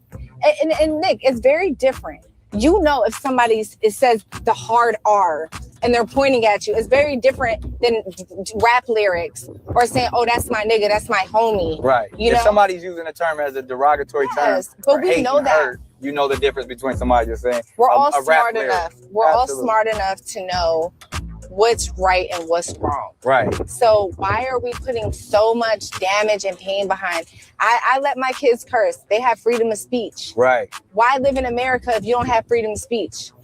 And I let my kids do that. Now, do they say, mommy, fuck you? No. They bet not. Do they say, mommy, you're a bitch? No. Right. They know what's right and wrong. First of all, white people should be able to say nigga. So, and I'm going to tell you why. All right. Again, a racially ambiguous woman who's not even a black American, not even a little bit, and a nigga who loves everybody but a black American woman talking about who should be able to use the N-word. And the fact that they're using this Republican Party versus Democratic Party, that should be a huge wake-up sign to Black America. And I don't give a damn what side of the aisle you fall on. You need to understand that this is a play. It's a way to keep dividing you niggas to make the ones from the left think they found safety on the right when you didn't.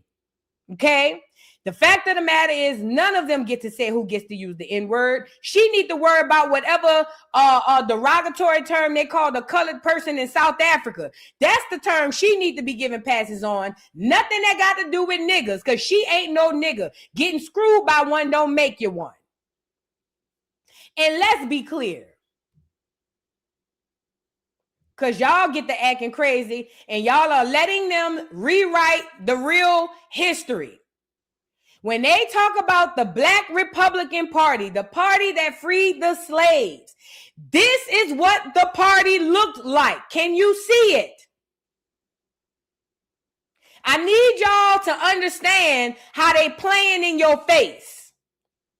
Yes, it was a Republican Party, and mind you, the Republicans didn't free the slaves. They didn't give a damn about the slaves. But the Republican Party that these clears are cosplaying as was all you.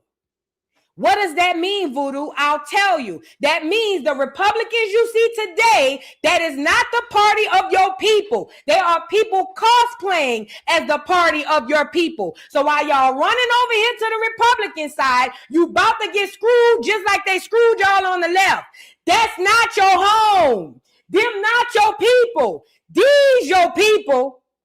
They got them all up out of there with the half-breed. They siphoned them all up out of the doggone the political sphere, and then they replaced them with clears. Now, because you have been screwed so bad by the left since the 60s, you're desperate. They know this. This is all done by design. You're desperate.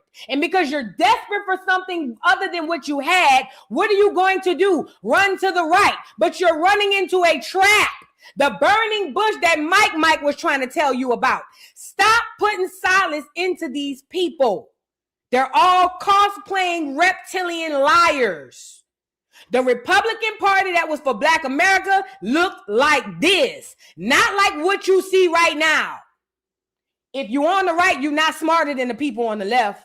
And if you're on the left, you're not smarter than the people on the right. Y'all both foolish if you ask me. I'm not saying don't use politics. You got to deal with politics in some level. But y'all are getting caught up in this left versus right. Now y'all don't like Chilli. Now y'all don't, and I don't care that y'all don't like Chilli. I would rather y'all not like Chilli because we don't know what the hell happened to Left Eye. But y'all don't want to not like Chilli because of that. Y'all don't like Chilli because of who she voted for. Y'all foolish. NPCs. It's a trap. It's a trap. Trap.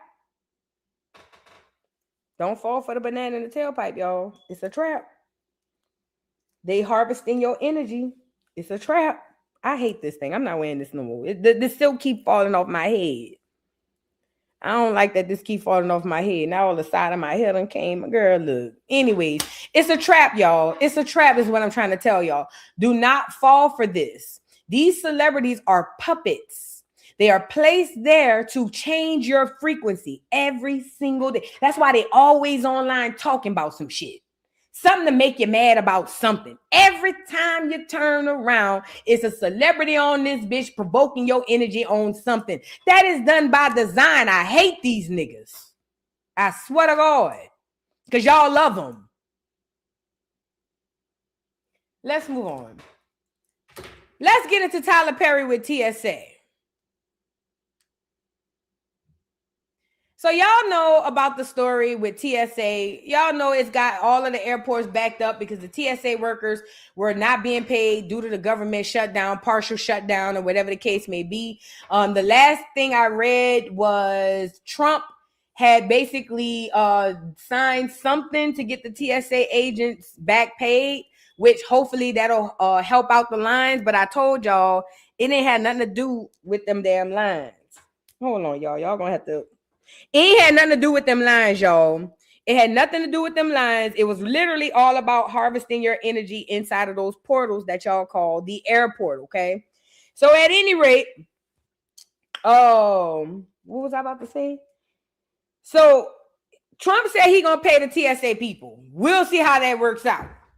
But Trump said he gonna pay the TSA people. In the midst of that, toilet paper, Tyler Perry, decided that he wanted to go over there and play Batman to Gotham City. So he wanted to go pay the TSA workers to come to work. First of all, nobody asked you to do that, sir.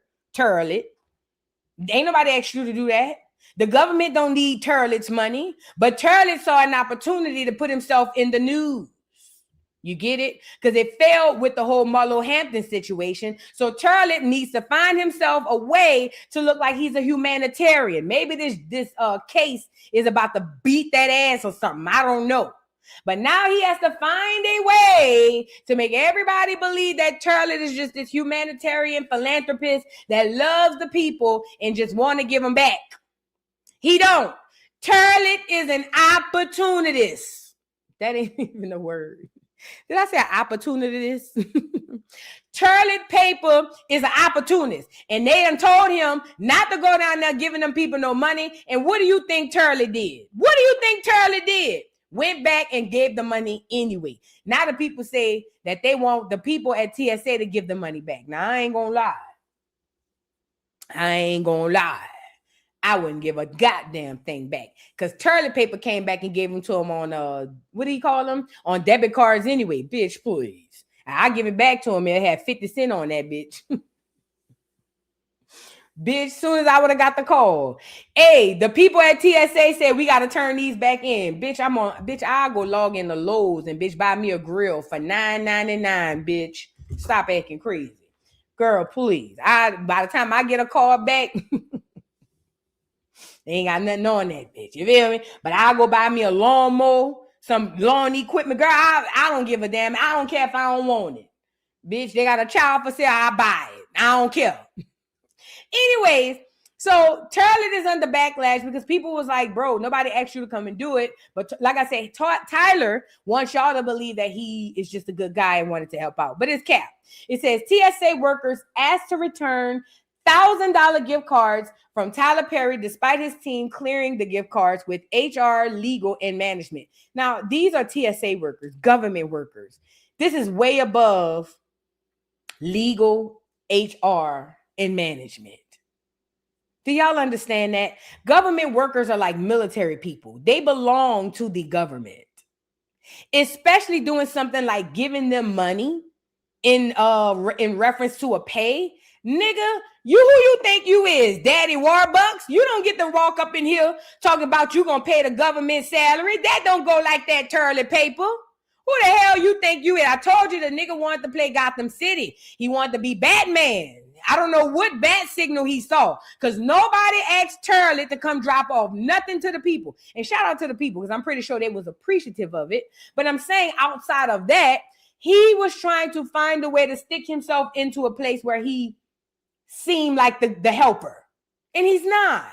He's literally not. So now the people say you got to turn it back in. It says Tyler Perry has been putting in all the effort to assist TSA workers in Atlanta, but he keeps running into issues. It says, as we previously reported, Tyler Perry recently went to Atlanta Hartsfield-Jackson International Airport with money to help during the chaotic shutdown that has left TSA workers unpaid for about 6 weeks.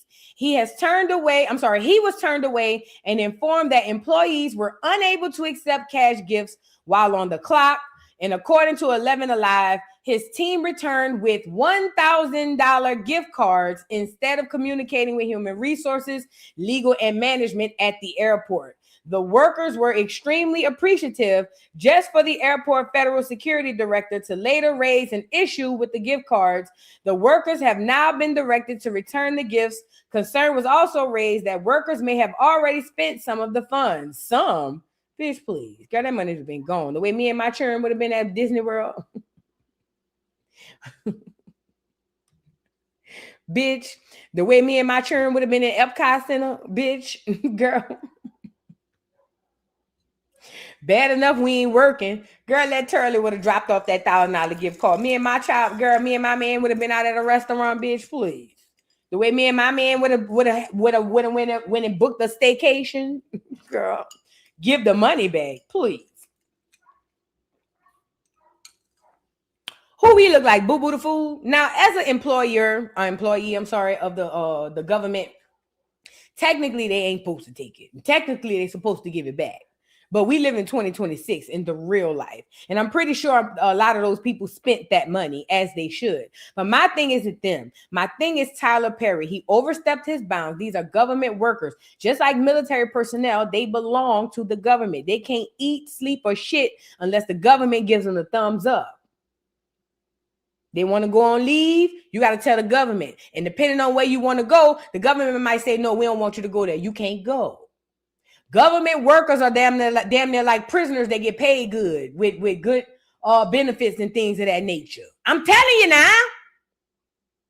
So Turlet was out of pocket, running up to them people, trying to pay, you see what I'm saying, them people's salary, and he knew it. It looked like he might be trying to cover up some type of money laundering scheme or something. So he could be like, I ain't steal that money. I gave it to the TSA workers. Turlet. Get off of here, you long-faced bastard. At any rate, y'all, don't fall for that either. Tyler Perry is trying to look good. I think the case is probably about to rev up. Y'all know he do have the case against that clear man, that Hispanic. You know, he love him a good spicy Latina booty. And I think that clear man case is coming up because the man said Turlet had invited him over his house to talk about a script. He said, and when he got to the house, he said Turlet had told him come downstairs to the basement. And he said when he went downstairs to the basement, he said Turlet had came up behind him and told him put some boxer drawers on. And when he put the boxing drawers on, they say his Petey Bird came out the boxer drawers. Then they said next thing you know, Turlet was behind that man with a big old log on his back. They say his bird almost big as this Sissy Madison's. Now I don't know. I wasn't there. I'm just telling y'all what the boy said. He said that he went over there. Turlet told him to come look at the script. He went downstairs. Turlet told him to take everything off. He said he put on some boxes and all his bird was out. And then Turlet put his bird on his back. He said, and it was heavy. And this is when we found out Turlet is not a bottom. Oh, no. Not Turlet. Oh, God, no. Turlet is a top. A big one at that. Hello. Girl, you had to be there, girl. I was there. I said, Turlet. I can't believe you letting all that big go to waste.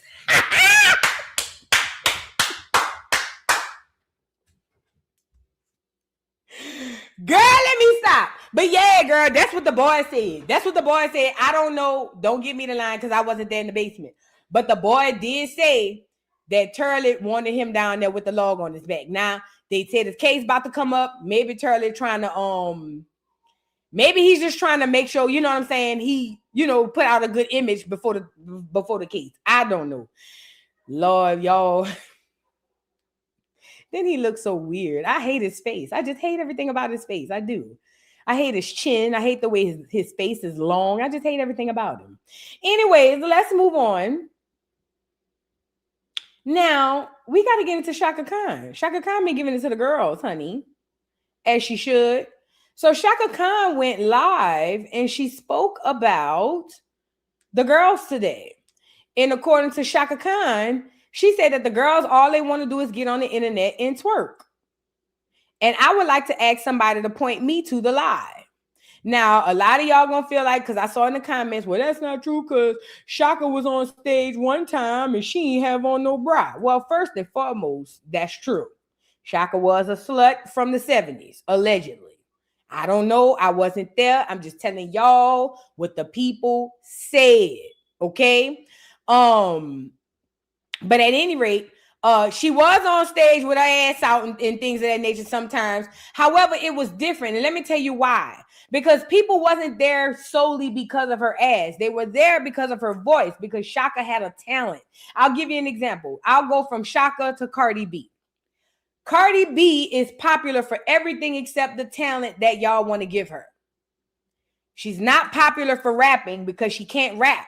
She has really popular rap songs, but nobody looks at Cardi and say, that's the rapper girl. Nobody. Even though she has gone triple platinum on some of the raps. Okay? It's just like, it's something she does. Cardi raps, but she's not a rapper. Okay. People go to Cardi shows and shows like that because they want to see Cardi the person more than they want to see the talent. This is why these people come out with their kids on stage and y'all go crazy. They can come out and do anything on stage and y'all go crazy because no longer are you there for the music. You're there for the person. So therefore, the music don't even have to be good no more. This is why most of y'all went to the Beyonce concerts and didn't even know 90% of the songs because y'all didn't care about the songs. Nobody cared about the music. It was about we love Beyonce the person, so whatever she do, we gonna pull up and we gonna support. Okay, so what Shaka Khan was saying was true. Basically, today's artists do not have talent to offer for the most part. They offer everything but it. And you guys seem like you want it because you guys don't require talent anymore. It's, oh, I like her personality, so I'm going to follow her. And now whatever she does, I'm going to do it. Or I'm going to like it. Or I'm going to subscribe to it. And that's a problem because now you bleed out the people with real talent and you replace them with the Cardi B's who's going around town twerking on chairs the whole concert. And bringing out her kids for halftime. And y'all paying top dollar to go see that? Y'all flying out of town to go see that? That's different. Anyways, Shaka, let me get her on here. Hold on. So Shaka spoke on the girls today, and a lot of the people in 2026 was upset. But I realized too, we live amongst a generation of people you can't tell nothing. You know, we are a generation that don't allow our elders to guide us. And I'm not saying that all our elders should guide us because some of them don't know what the hell they're talking about. But at the end of the day, even when it's time for us to shut up and listen, we can't do that because we have gotten so hell-bent on not listening. We've gotten so hell-bent on you can't tell me nothing. And we created our children the same way. Because even our babies, you can't tell them nothing. That's why when y'all running around scared of them, people don't be mad. People don't feel no type of way. But the fact of the matter is this. Miss Shaka Khan has had enough longevity and experience.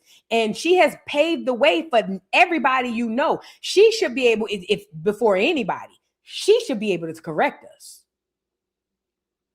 She should be able to be the one to come on here and say, y'all look a mess. And it shouldn't be taken in a way because we understand that the wisdom and knowledge that this lady has, being in the industry longer than these people been alive, then maybe, just maybe, she knows what she's talking about. But no, we are a generation that's so quick to be offended because nobody can't tell us nothing. Who you think you is? You can't tell me nothing when the people who are telling you something is telling you something that's going to help you. Because at the end of the day, I don't understand how y'all go to any of these concerts, not even Beyonce's. Half the shit she be singing, y'all don't even know it. Y'all so hell-bent and strung out on the idol worshiping of the person that y'all don't even realize y'all not even going for the music no more. And she's calling it what it is, and she's hitting the hammer on the head or hitting the nail on the head. People only care about the gimmicks. Nobody care about the artist. And now the artist is out here with fake booties, fake boobs, and fake teeth, and that's all they doing is showing it, showcasing it, and y'all spending all your hard-earned money. No memories of nothing, no nostalgia, no connection, no nothing. Just, I liked this person, so I went to their concert. No experience of nothing. I just find that to be funny. Hold on.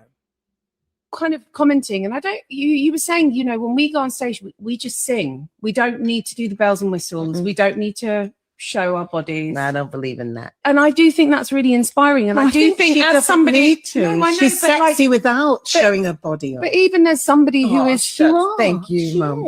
I but I think as somebody who is in pop music in a different generation, and you're not pop, but you cross over into all the different genres. You're a soul, funk, pop, jazz, start. You're everything, right? But I do you think that the demands have changed on female performers now, or do you think it's always been there? You just haven't played the game in the way the game has changed. Yeah. because all bets are off. Mhm. These women are doing any and every damn thing on stage. Facts. And trying to sing too. The ones who are doing the most physicalities else. And you were all kind of commenting, and I don't, with their butts and stuff, you know, and their body parts are the ones that usually are compensating for what they don't have. Move your bottom if you don't. You know what I'm saying? Voice. Absolutely. So I came to sing, and I came to really do a good job, and that's hard work. It's hard. It's tough, but I don't feel like it's hard work whilst I'm doing it. I feel great. Yeah. With their butts and stuff, you know, and their body parts are the ones that usually are compensating. So what Shaka Khan is saying is true, but you got to keep in mind the industry gave y'all these new celebrities. See, at one point, the industry would pick talented people that were puppets and they could control them that way. But then the industry got clever. We don't even need to have talent no more. These people are so far up under idol worship that we can pick somebody with no talent, give them a talent. All we got to do is prop them up and make them look bigger than what they are, and the people are going to go. So what they do is find these talentless people, and then they make them celebrities. They make them larger than life, and people start to fall into the trap. I watch y'all do this with Sexy Red. Sexy Red is a perfect example of them taking a person with zero talent. And because of popularity being the bigger situation or the bigger issue or the bigger priority amongst us, we literally made Sexy Red a rapper. She cannot rap. She can't rap. She can't sing. She's horrible. She is. But because we were so I'm saying we because I'm here, but I didn't fall in with this with y'all. They literally went found some raggedy bitch from out the hood, no shade, Sexy Red with no talent, put the right beat behind her with the right lyrics, and y'all went. Y'all went. To this day, Sexy can't rap. She never could. When you go back and listen with clean ears, you realize it was the beat. She was horrible. But this is what the industry does. They don't have to go get talented people no more. Now they can just go get the most jacked up people in society, create the image around them, and then feed them to the public. And because of that, people are going. Now, this is the thing, like Shaka said, back then, you had to actually get out there and sing. And that within itself is hard work. Now, I'm not no professional singer, but I've been singing all my life. And I'm going to tell you now, being a singer, standing in front of a crowd, getting a band together, all of that stuff takes work, time. It is work. It's not work if you love what you're doing, but from the outside looking in, it's work. When you really got real talent, you ain't got time to focus on the shenanigans. When you got real talent, I'm not saying real talented people don't focus on the shenanigans, but you'll notice, I'll give you an example. Outkast had this whole situation where they had this alien vibe. Remember? Put a 3 in the chat if y'all remember when Outkast first dropped. Especially that Southern playalistic, Cadillac, funky music. All of that whole alien wave. Yes, they had the gimmick. Yes, they had the image, which was the alien thing. But the talent surpassed all of it. You saw the talent before you even realized these niggas is over here rapping about being aliens. Speaking of, I'll give you another example. What's that boy named Fable? I'm starting to see spaceships on Bankhead. How long it took you to realize this nigga made a whole rap about getting high and talking to aliens? Because the talent, outweighed the gimmick. The gimmick came second to the talent. In today's society, the gimmick is way more than the talent. As a matter of fact, it's very little talent, mostly gimmick. You see what I'm saying? Talent is gone.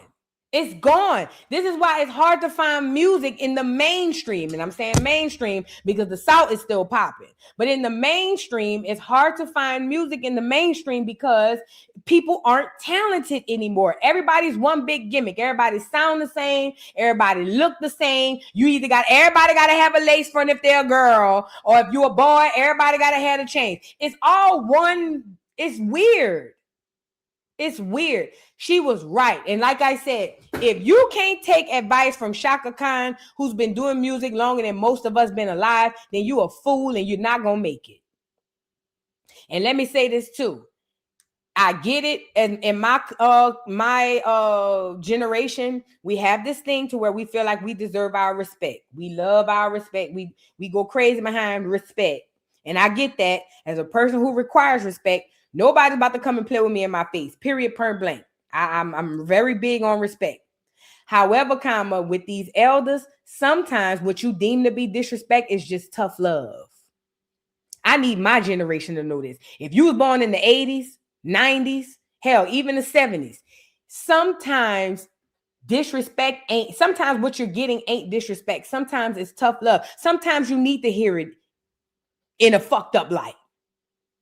Sometimes somebody got to straight out tell you, nigga, you stupid. Sometimes. Because sometimes saying, hey, man, I don't think you should do this. Sometimes that don't work. Sometimes certain people, you got to say, nigga, you done lost your motherfucking mind. Sometimes you have to do that. And our elders, unfortunately and fortunate for some of us, come from a cloth where that's the kind of raising and upbringing that they have. So when they come to you, a lot of them ain't going to come to you in the way in which you feel your peers should approach to you. Well, what do you think about? Some of them might come to you and be like, girl, you look a mess. And even though they might be hating, sometimes you might go to the mirror and be like, I ain't going to lie, she wasn't lying, bitch. My hair do look a mess. You get it? Stop being so offended. Everybody not out to offend you. What Shaka said was 100% right. That's why we don't have no music now, or at least y'all. Because the South is Poppington, okay? Poppington. Shout out to this. What do they call it? What do they call that black music in the South? Like country music? Race music, not race music. What do they call that country music like Young Jock be doing? Do the rodeo. And that boy, King, what his name is? The ones who be singing, no... You know the one that who be singing who be doing all of that trail ride music. Trail ride music. That music popping. Amen. Amen. I don't know where y'all from. If you on the West Coast or the East Coast, I feel sorry for you, fat. It's popping in the South. Do you hear me? Music-wise? Ooh. Southern Soul. That's the name of it. It is popping ton. We ain't missed a beat. Do you hear me? In the South, the Carolinas, the Tennessee, the Florida people, Alabama, Mississippi, Georgia, Texas, we ain't missed a beat. Louisiana, we ain't missed a beat. When I tell you, I told y'all Memphis had already started popping off. New Orleans coming back up with the bounce again. I told you we're going to go back around the same way we came around the first time. Tip already brought Atlanta back, and now them niggas about to jump back off the porch. You feel me? I'm trying to see who about to pop off from Houston or some part of Texas. Everybody, the music coming back home to the South, man. That's where it belonged from the beginning. Oh, yes. Oh, yes. That's where it belonged from the beginning. But I'm telling you, y'all don't have music. But in the South, we are popping ton. Oh, yes, baby. Oh, yes. And shout out to the Black Americans in the South. You know why, too, though? We pop like that because we still have the remnants of the ancestors in us. And I'm not saying that the people in the North don't, because they do, especially Black Americans. All Black Americans have remnants of the ancestors in them. Hold on. But the difference in the people in the South, hear me out. I'm not trying to be divisive, but I'm just trying to show y'all something. The difference between the people in the South is because we're still stuck down here with this clay, with this red Mississippi clay. We still here with the elders. We still tap in spiritually, even if we don't recognize it in the 3D, we're still tapped in spiritually, closely tapped in spiritually with the ancestors here in the South. See, we got a lot of Black Americans from the North and from the East Coast and the West Coast too. So I'm not taking that away. However, because we are heavily tapped in in the South with the ancestors, we able to tap in closer, to get back to the roots. And a lot of the music, especially coming out of New York, I ain't gonna say the Midwest, especially that New York music, it was a lot of infused stuff. This is why if you're not from New York, you really don't get down with a lot of New York music. Think about it. Whereas an artist from New Orleans can make a song that everybody loves. An artist from Florida, Miami, they can make a song that everybody loves. Hell, an artist from Chicago, an artist from Milwaukee, certain places, even in the Midwest that I call the North, even those places, certain people from Cali can make a song that everybody like. But that New York, it's because it's too the melting pot. It's too mixed up. It's got too much extra stuff on it. Does that make sense? Like it kind of takes us out of it enough. It keeps us in enough to get our attention, but it doesn't have enough of us in it to keep our attention. So we'll hear it, but then we just move on about our way. I'm telling you, it's because New York has that big infused culture type of deal. Moving on. Somebody said that's not true. I employ, and shout out, baby. Let me tell you something. I employ people from New York to just talk to people outside of New York.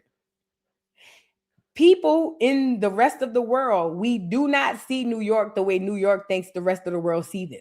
And I think that's a conversation we're going to have at some point. Very seldom do we, everywhere else all across the world, do we ever reference New York for anything? Music, food, we just don't. I'm going to be honest. And this is no shade. Shout out to the heavy boot people. Love y'all down to the ground. But we don't see y'all the way y'all see yourselves. We don't listen to what y'all listen to. We don't eat what y'all eat. We don't even frolic with the type of people y'all frolic with. Y'all different breed of niggas. Y'all like some worldview niggas that was stuck in New York. Us people from the rest of the world, we just be like, yeah, that's our cousin them. They, that's our people. We'll pop you behind them, but they different. You know what I'm saying? They different. New York isn't what, New York is only New York to New Yorkers. I'll leave it there. New York is only New York to New Yorkers. That's it. Outside of that, nobody cares. Literally, nobody cares. Shout out to New York. Concrete jungle where dreams are made of. Shout out to New York, honey. Let's move on. Y'all got too much different infused culture up there. We y'all like that cousin. I'm gonna be honest. Y'all like the cousin on our mama side. Y'all like the cousin who y'all mama did good and y'all traveled the world. Y'all still our cousin though, but y'all speak different languages and stuff. Y'all have a different view. Y'all not our daddy side cousin. Y'all our mama side cousin, but it's just like y'all just, y'all was raised different from us. Does that make sense? Like we all related. Everybody know, ain't nobody doubting that. It's just y'all was just raised, Shout out to my people. I love y'all. I love all my people. Let's move on. Now we got to get to this verses right quick before we get into Dr. Umar trying to sell everybody out to reparations. Okay. How do we start? So I saw a lot of people speaking about the versus battle. Did you guys watch the versus battle, Tank and Tyrese? Let me just say this. I don't too particularly like versus no more. Because I liked it when it was grassroots versus. When it was COVID, nobody was there. It was just two artists that decided, you know what, we bored. Let's go live and give the people a show. That's the verses that I liked, okay? I'm going to be honest. That's the verses that I like. Once it got sold by them two turncoats, what's that boy name? Timberland and that Arab looking boy, Swiss Beats. Once it got sold by them, it was then I knew, I was like, okay, this is no longer ours. And then it started getting weird. They started putting time frames on who could do what song. And remember that all of the damn girl, I think something wrong with my mouse. I gotta fix my mouse, y'all. Hold on. Because I can't see. I gotta fix my mouse. But all of the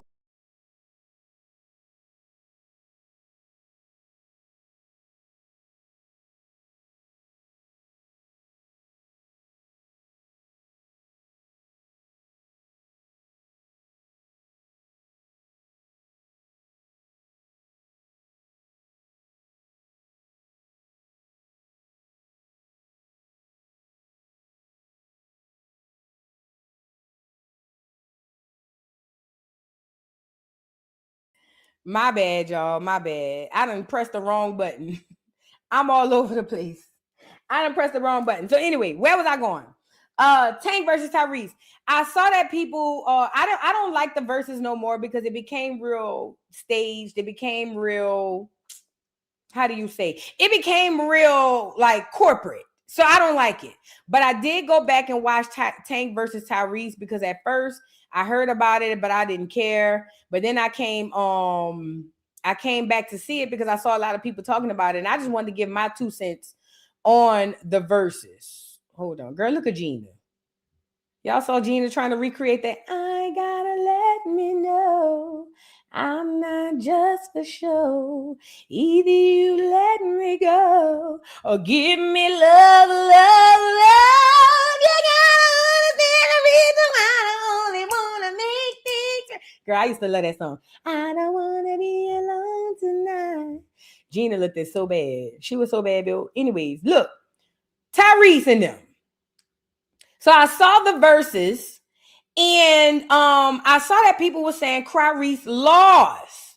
I didn't see people say that. I saw Ray J say it. Let's get them on here. So Tank versus Tyrese, I don't think that it was a fair match because one of them is a writer and the other one is a singer and writer, okay? I'm sorry, one of them is a writer/singer and the other one is only a singer. I think it was a disadvantage here, but hold on. So Tank versus Tyrese happened versus, and people were saying that Tyrese lost, and I disagree. But let's get into Willie Ray and why he believed Tyrese lost. Lord, I ain't seen the whole verses, but I know Tyrese was trash. You know, Tyrese was worse than I was on verses. You know, and I could feel it. I could just feel the turtleneck and the anxiety in his voice and in his mood. Tyrese was trash. I think Tank won. And that's before I even finished watching it, but I can feel the anxiety and the insecurity in Tyrese's voice and his look and his mannerism. Tyrese is completely trash. He always has been. I didn't just say it, The Rock said it as well. Even though he's from Watts, it's just, I think there's much more talent than people from Watts that should have got a chance to drink the Coca-Cola bottle and experience love and life. I mean, this is a dude that that definitely cost Dr. Dre $300 million, and he just got his $1 billion back. And even though I'm crazy, and yeah, I'm nobody to be saying nothing about nobody on verses, but Tyrese's verses was worse than mine. And I think that Brandy is his friend, so, you know, it's all good, but I think Tyrese was trash tonight. I ain't seen. go lay down, Willie Ray. Every time you turn around, Willie Ray finds a way to make himself relevant by trolling. Let's be clear. He said it himself. He didn't even watch the damn verses, but just because he felt like Tyrese was trash. Okay? Now, I ain't gonna lie. At first, because I saw the clip that was going around of Tyrese saying that he was leaving the verses or something like that. And I'm like, oh, Lord, what done happened? What done happened? Well, then we get to the verses, and I watch it, and I realize, I see what's going on here. So we got, hold on. So we have a singer. We have a singer and we have, well, both of them are singers. Let's be clear. Tyrese. Hold on. And I hope that this will make us strong. I'm so tired of Tank. You know, I love Tank's voice, but let me tell you what Tank do that bothers me. The same thing Wanye used to do. Y'all remember when Wanye used to wanna swallow my pride, say I'm sorry, stomp on your finger. I couldn't stand when them niggas do that. Do you hear me? I'm talking about shaking like a seizure. I wanna do like That nigga do it so much it drives me crazy. Drives me insane, okay? And I grew up in a gospel choir, so I get it that the people be doing it. But it drives me, it grinds my gears. And sometimes you gotta do it. But they goes far. They goes far. Tank goes far with Wanye and them. Nigga, that make me want to pop him in the back of the head just to make sure. Somebody say I missed those vocals. You know, quiet as is kept, you right. Quiet as is kept, you right. Because them was the best vocals at any rate. Anyway, I did notice that Tank does that. Let me tell you why I feel like this was a disadvantage. I think voice for voice, then we'd have a whole nother conversation. Because Tank and Tyrese, even though they had a project together, and was out around the same time, let's really be clear. They both could sing their ass off. Let's really be clear about that. Both of these niggas could sing. Your playback on. Both of them could sing. Do you hear me? Different styles of singing, different kinds of singing. Yet and still, both of them could sing their faces off. I believe that Tank has more vocal skill than Tyrese, but I also believe that Tyrese's tone is much more cleaner, much more velvet, smooth, much more memorable. I hear more God in Tyrese than I hear out of Tank. And I'm not to say that Tank doesn't have the most high when he opens his mouth, because I think that we all do. However, Tyrese has that kind of voice like a Teddy Pendergrass. Like, you know, one of those memorable voices that you will never, ever, ever, ever, ever forget. It's different. You ain't never heard this before. You see what I'm saying? So, I think voice for voice, this would have been a dope Verzuz, because then we'd be sitting up here saying, well, okay, who can sing better? But when it comes down to artist per artist, one of these artists is a writer and the other one, one of these artists is a writer who sings on the side, and the other one is an actor who sing on the side. Now, coincidentally, they both could sing their ass off. But now when you put them on Verzuz, where we only care about the competition between this one and that one per music, I think this is where the disadvantage comes from, because Tank, being a writer, does not have the same amount of hits as Tyrese does as a singer. Remember, Tyrese don't write no music. So when he's coming to the Verzuz, he's coming with just him, his band, his DJ. That's it. It's just him. He don't have a whole bunch of songs where he got buku collabs. He don't have a whole bunch of art, music, or whatever the case that he can come in and bring with the props. It's typically Tyrese, a microphone, and a stage. I'm just telling y'all how I felt like it was uneven, right? Whereas Tank comes with a corporation. He comes with a system behind him, because Tank is a writer. So that means every day Tank is working with other artists. That means all the time Tank is dibbling and dabbling in other things that helps to create the machine, or at least the presentation that we know to be Tank. And shout out to Tank. He's got buku fire songs that please don't go, oh, I found the number in my car. Love that song. Y'all know New Orleans has literally hijacked this song. That's what you get every day when you fucking with me. Don't fuck without me. Yeah, you fucking with me. Don't fuck with. So we love a good Tank. But at the end of the day, I would say that it was an uneven Verzuz, and even though both of these brothers are R&B, I just think that Tank should have battled somebody who sing and rap, like Tank versus Neo. That would have been fire, but Neo would have won, because his I would say it seems like his catalog would be a bit bigger, right? But because Neo is a writer and a singer too, so a Tank versus a Neo would have been perfect. You feel what I'm saying? Or a Tyrese versus a Genuine would have been perfect, because none of these brothers write. They just talented singers. They could have got on here and went head for head, pound for pound, and it would have been solely about the music. But Tank versus Tyrese, I believe, was unfair. Unfair on Tyrese's side, because remember, we're in a day now with gimmicks, and with Tank only having 2 or 3, maybe 5 songs of his own to sing, he had to bring out a whole bunch of props, which is a whole bunch of other people. Shout out to LaToya Luckett. She sung my song. You must regret Toya. You know, that's the only Toya I think might be all right, but I think she a freak too. Anyways, he brought Toya out. He brought Jamie Foxx, who came out and sang. I didn't know that Tank them wrote that song that Jamie did. Which one of them songs? It was off that last album. You know, I love all of Jamie music, but I was in here singing this song down. But it was a bunch of songs that Tank wrote for other artists, and he had the artists come out. Now, he lost me when he brought out Trey songs. When he brought out Trey, he lost me. I ain't gonna lie. The Trey songs bit, I said, if you don't get this yodeling ass nigga, unless we need this nigga on a commercial to say, Ricola, get him off of here.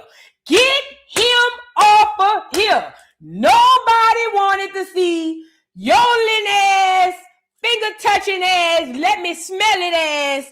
What's that little boy name? With the braids to the back, just gotta make it ass. Don't nobody want to see that ugly ass shit. He lost me there. I ain't gonna lie. And I'm so glad Tyrese ended it because we didn't want to hear all of that. We didn't need to hear it. We didn't ask to hear it. Okay? You know, they don't want to hear all that. These brothers could sing and here you come. You know what I'm saying? Anyways, I just want to say, I think that Tyrese won just off the fact that his music, he didn't have to bring out nobody. Tyrese was a one-man show. And even though Tyrese get on my last nerve, I gotta be honest. I think that the show was dope for R&B. I think that it's dope as hell. I think that we needed it because we need to be reminded of what good music was and is. However, when it comes down to the verses, I would give the win to Tyrese simply because he handled his business by himself. I think Tank did more trolling. I saw the turtleneck song. That was funny. They trolled the hell out of Tyrese. However, Karma, yeah, I think music. I don't like the order in which Tyrese put his music. Because there was some songs that they did. Because it's just some certain songs I feel like he should have moved around and shuffled. But other than that, I'm giving the win to Tyrese. And y'all gonna sit on here and say, but Voodoo, I thought you don't like Tyrese. Don't. I don't dislike him, but I don't like his behavior. He seemed like a left-wing puppet. Don't. But anyway, I think he won, and talent is talent. And shout out to Tyrese. Congratulations! Oh my God. Congratulations, Tyrese. Let's move on. Let's get over here by Dr. Umar crazy ass. Are y'all ready to have the conversation? Because I ain't got long. Let's get into it. When we get into this Umar situation, I need y'all to do me a favor. Think about your other leaders. And let me tell you why I'm saying that. I know when I look up leaders like Frederick Douglass, you know, all them leaders from back in the day, W.E.B. Du Bois and all those things. And I look up what they did for Black America. And a lot of them did a lot of great things, amazing things. And then I look up what they did to Black America. And a lot of them did a lot of horrible things. But the way the enemy works is he won't highlight the horrible things if he wants you to praise this person. So he'll just highlight the good things. And then when the horrible things come up, people will defend him. They'll be like, oh, no, how dare you say that about this person? This person did this for Black America. When the whole time they did do good things, but they did much worse things to Black America than what they did good for Black America. I noticed that about a lot of past leaders.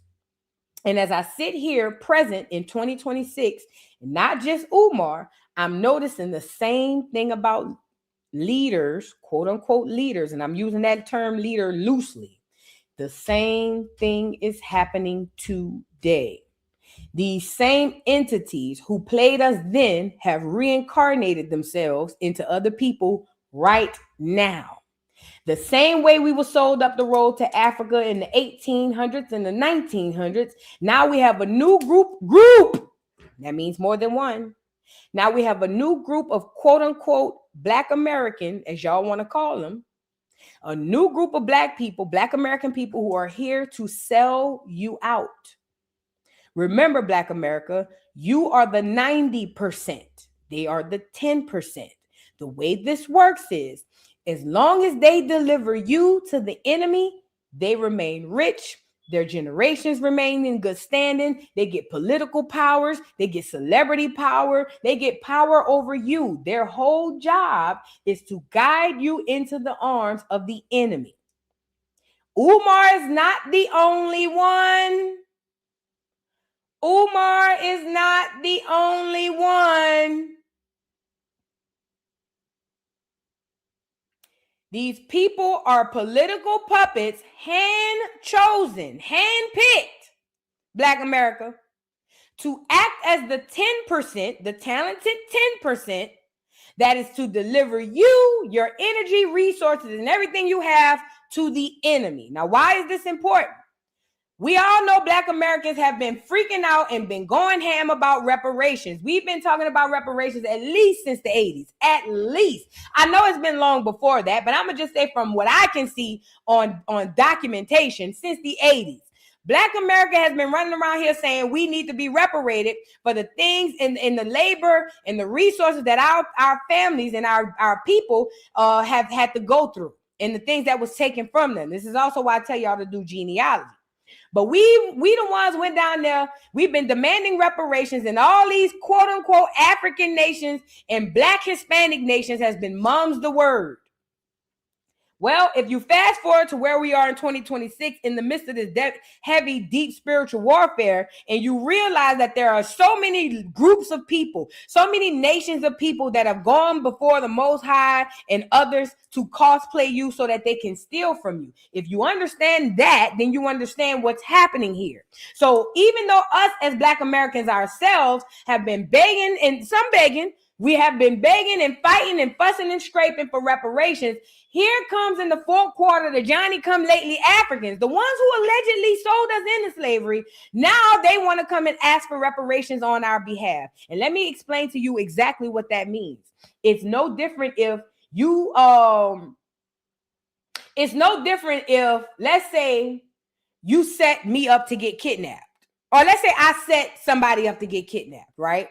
I set him up to get kidnapped. I know the dude who's going to kidnap him. I'm like, look, let me get him over here. And once I get him over here, you jump out the window, you jump out the bag, boom, you come grab him, boom. Then when you grab him, we going to be good.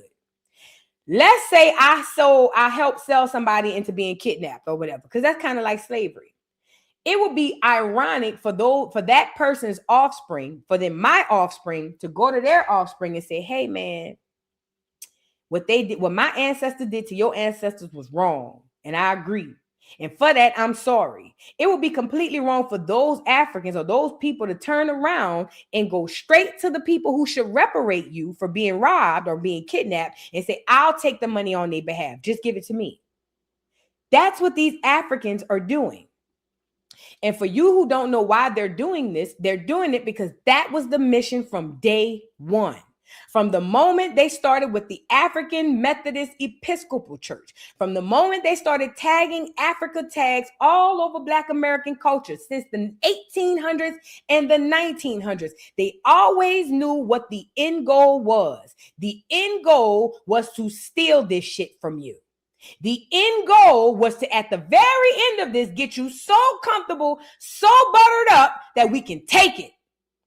And the enemy who's heading this project, he needs workers. He can't do it with tethers because we're going to see it and we're going to be like, hell no. So what does that enemy do? He goes inside of our communities and he finds some of us. And those are the talented 10% who are chosen to help to keep the 90% down. Those are the ones who are ski-weeing at the D9 organizations. Those are the ones who come up under Jack and Jill organizations. That's pre-Boule. Those are the ones who Freemason, Boule this, that's them. They can't do it with people outside of us. They got to go inside of us and get people that are us to make this thing work. So what do, Black America? They either go get somebody who could cosplay really good and fool you, or they go get one of you, or two, or three, or four, or five, or six. That's what they did in the 1800s, the 1900s, and they're doing it again in the 2000s. And the fact of the matter is, I ain't gonna say no names unless I'm provoked to by this, provoked to by the Spirit, but it's a lot of these people y'all running behind that's really your op. I ain't gonna make y'all mad now. It's a lot of people playing y'all in that 10%, selling y'all up the road. Umar ain't the only one. And if you think Umar is the only one and it ain't your fave, you a fool. All of these people are hand-selected. Hello? They are hand-selected to deceive you. Every single one of them. Do you want to know how you can spot them? Look at how they live. Look at who they with. Look at what they do. Pay attention to the trips that they take. Are they always in Africa? Why are you always in Africa if you're supposed to be over here advocating for niggas? Dang, you stay in Africa. What's going on in Africa like that? Oh, I just like going to Africa. The same COINTELPRO psyop that they had then, they got it now. And it's the worst part because they exposed it to the company or to the people. People have read on it and don't even realize it. You know about it and still getting played.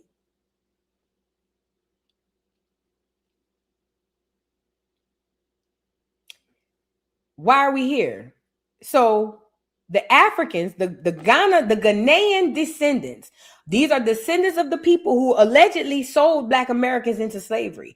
Their descendants have been trying over and over to go up to the UN and to the United States and collect reparations on behalf of Black America. And I can almost guarantee you they have no plans on sharing the money. Mind you, they don't deserve any of it. They didn't go through the slave trade. As a matter of fact, according to the story, they helped the slavers. So why in God's green earth would they even need reparations? But it's about stealing in your name. And guess who's helping them do this? Dr. Umar. Now, you know what makes me mad about this? Let me see if I can find it. Let me see.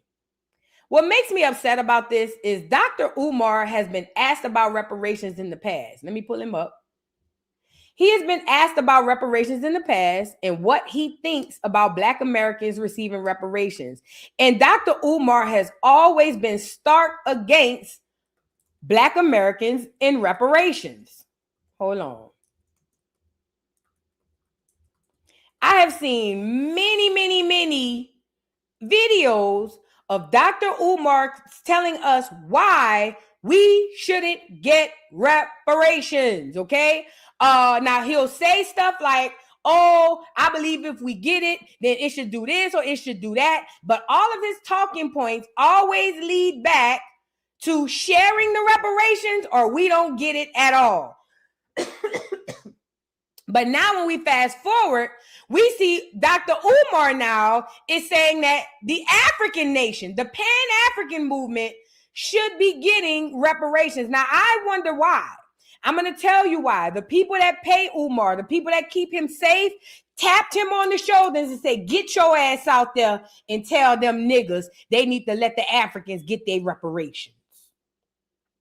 And this is why I tell y'all better learn to disconnect the person from the art. Dr. Umar is funny AF. He is funny, but he's a crook, a Judas is what he is. A freaking Judas, a plant psyop sit in by probably the CIA COINTELPRO. That's all he is. And he ain't the only one. I would name other names, but I feel like y'all gonna get mad. I already pissed y'all off about Jesus.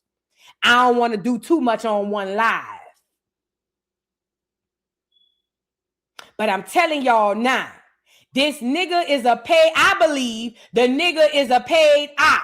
And that's why when it came down to reparations, he never said you should get it until the Ghanaians want it. And now he's saying, let's split it.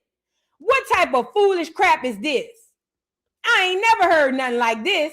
Let's get into Umar and what he said in the past on reparations. Hold on.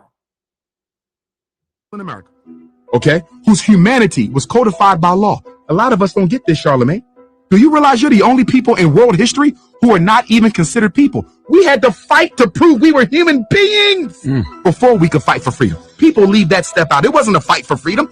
It was a fight for humanity, then a fight for freedom. That music. All black rappers, successful rappers, multi-platinum, multi-million-dollar earning rappers, they owe Don't listen to that. I honestly don't think black people would be financially responsible enough to, use that money. I think we just gonna get that money right back. Oh, we are causing change before there's any reparations conversation, before there's any distribution of reparations. We have to first organize and elect the people we want to represent us. Because every penny you get from reparations is going to go to the Chinaman, to the Arab, to the Jew. It's going to Mercedes. It's going to Nike. And then black people say, you don't know that that's true. Yes, I do know that that's true. You know why? Because as a psychologist, the best predictor of future behavior is current behavior. So you mean to tell me we're going to radically change our spending habits with the reparations money? Yeah, it's not going to happen. When you've never been responsible with your own damn money? And that's why I've said I do not believe that the current generation of African people should be responsible for the dissemination or discussion over reparations, because we haven't done anything worthwhile that will entitle us to that type of responsibility. I honestly don't think black people would be financially responsible enough to, use that money. I think we just gonna get that money right back. So according to Umar, we're not responsible enough to have reparations. Now, mind you, I'm not saying that he's 1,000% wrong. Do I believe that niggas gonna jack off their reparations? Absolutely. But it's theirs to jack off.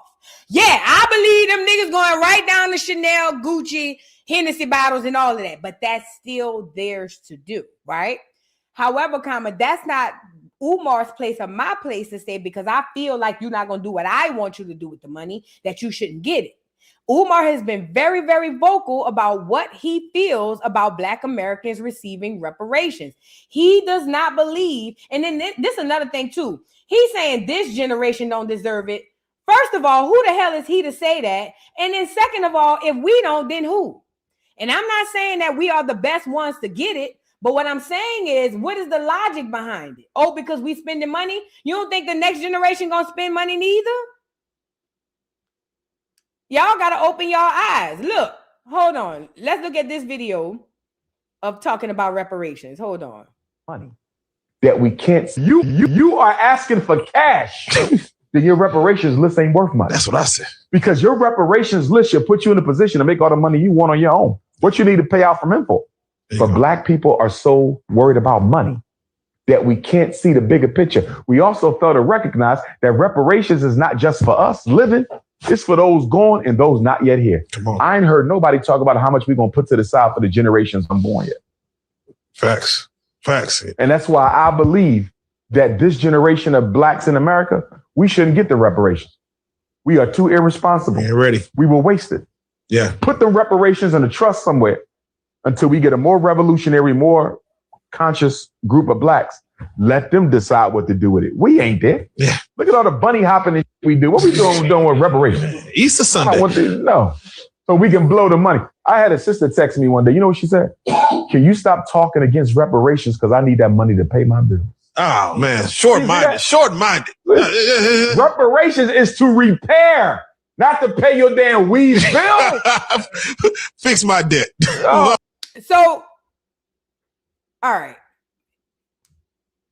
What he's saying ain't 100% wrong, but again, who the hell is Dr. Umar to come on here and say that this generation or another generation deserves to get it versus the others? See, the point is, Umar is probably directed, I believe, he is directed to always, whenever he's giving commentary, to make sure that he never gives commentary that agrees with Black Americans receiving reparations, right? Again, who is he? Like, you can't even control your own family dynamic with your child, but you could sit your big ass up on the couch and say who deserves what. Mind you, he's a tether, or at least half a tether. He's Cuban. He ain't even no nigga himself. So our reparation conversation really don't have much to do with him. He's half, I want to say, I heard he might be half nigga and half Cuban, but either way, he's black. He's a black Cuban. He's not a Black American, okay? But if he's told to tell us, because remember, the powers that be believes that we gonna listen to whatever our favorites tell us. And for the longest, we did. But what they do is they get him to come out here and make sure he unequivocally states that we don't deserve it so that it can get up out of our heads. And he has been an advocate for it for a long, long time. An advocate for saying that Black Americans don't deserve reparations. But here it is when Ghana goes up to the UN to fight for reparations, guess who showed up? Dr. Umar. Now, before we get into Dr. Umar, I want to add this part in because I've been paying attention. I watch everything. And I've been seeing FBA is beefing out with 19 Keys. And if y'all don't know what's going on, 19 Keys, who's a handsome guy, by the way, but still, I always squinted my eye at that nigga. But 19 Keys is another Black American brother who's very well traveled to Africa. And this brother is basically come out and said that Black Americans or FBA is a cult or a group and that the leader is Tariq Nasheed. Now, Tariq Nasheed had 19 Keys on his documentary, and the people from FBA wanted him off. So according to Tariq, now he's beefing with 19 Keys, and they done took him off the doggone the movie. Now, if you ask me, I believe 19 Keys, the person who he may possibly work for, because I believe something in the milk ain't clean about him too. I remember the first time I seen him, I said, how this nigga is affording to have a driver every day, going all around traveling over the world, and he ain't got but 100 followers on Instagram. Something in the milk ain't clean. I said one or two things. Either he's funding this himself and he have buku money, or something or somebody is funding him. Because there's no way he get all of these gigs. He's traveling all over this world and he only got 100 likes on his Instagram post. That don't go together. Okay? But now I saw FBA mad with 19 Keys because 19 Keys called them a group and said that they are headed by Tariq Nasheed. I believe that the people that 19 Keys work for told him to come on here and say that too. Remember, think about the Black Panther movement. Think about what was going on when we were always trying to organize in the beginning. They always sent in a psyop every single time. They always sent in a detractor, somebody to split everybody up. Okay? Now, because I'm just telling y'all the beef that's going on amongst Black Americans while we getting into Umar. I brought up 19 Keys because 19 Keys is also another one that frequents Africa. Every time you turn around, this nigga is going to travel to Africa. And ain't nothing wrong with going to Africa. That is not what I'm saying. But these are the same brothers that's coming back to America trying to tell us they fighting for us. How can you fight for us when you over there bending and finning for Africa? Same thing with Umar. He want to tell us we don't deserve to have reparations this generation, but when it come down to the Ghanaians, you want to go march up there with them to make sure they could get it though? I'll give you a hint. 19 Keys and Umar ain't the only ones who frequent Africa, but yet y'all believe in them. I ain't gonna say their names. I think all these niggas is psyops. Every single one of them. And they sit here to cause this commotion and division just the way that they doing. This is just what I believe. I think they all work for the government. But I ain't gonna hurt y'all feelings. I already got y'all on Jesus. Let's get into this young lady who saw Umar walking into the courthouse to help the Ghanaians, or I don't know if it was a courthouse, but walking into whatever this is with the Ghanaians to go and fight for your reparations. And let me say this too. I seen some people on TikTok saying, oh, they was fighting on behalf of Black America. Bitch, I ain't never need a nigga to go get my money for me.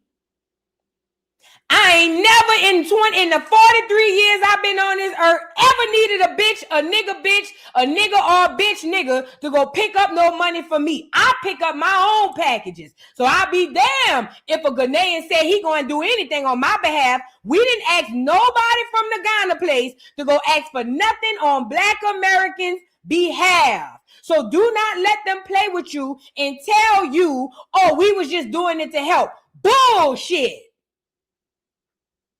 They stealing, dummy. Now let's get into the young lady, y'all. Get the likes up on the video. So our good sis at Lacey's house, I think that's the thing, I'm gonna tag it, confronted Dr. Umar at the reparations scam. I'm gonna post it and then we're gonna talk about it because I thought Dr. Umar said he didn't believe in reparations. So why is he at the reparations scam with Ghana? It was with me for a high on TikTok Live. Do you care about your daughter, scammer? Do you skip? You're in the right place, scammer. Your daughter is high on TikTok Live. Talking to strangers. Look at Umar the scammer. He joined the great country of Ghana, second highest scammer country. So shout out to our sis at Lacey's house. Go follow her. I'm gonna tag her. Go follow her. And I just before the sister talk, just the fact that he's walking in with them. You know, I tell y'all, the ancestors are exposing. Who's going from New York? The ancestors are exposing to you the truth every single day. The universe, the Most High, and the ancestors are exposing truths every single day. They putting it in front of your face so that you can make the correct decisions. It was purposeful for them people to be there and see Umar walking into there about reparations. Remember, this the same Umar who's back and forth to Africa. I always wonder what y'all going over there to talk about. Why y'all always running over there by Africa? What's going on? Don't say it's just for vacation, because most Black Americans don't vacation in no goddamn Africa. Why do y'all keep running back and forth to Africa?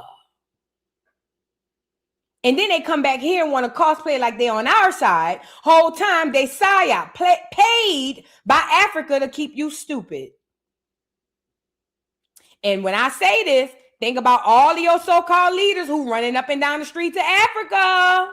To Philly, and she was there like she was like the first one there when nobody was around, like, you know, and other people were gathering up, and she was like about it by herself.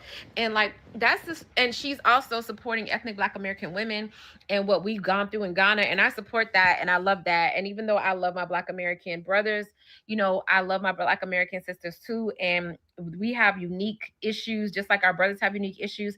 And Lacey's house is really bringing light to what our issues have been in Ghana, and she was scammed, unfortunately, years ago by some Africans. So she knows firsthand that trauma and that betrayal and the traitorous nature that they can do, and she's fighting for us. So let's talk about Dr. Umar now. Dr. Umar. So Dr. Umar was so against reparations when he was thinking it was lineage based. But you telling me all of a sudden now that the reparation scam in Ghana is coming, that he's not against it now?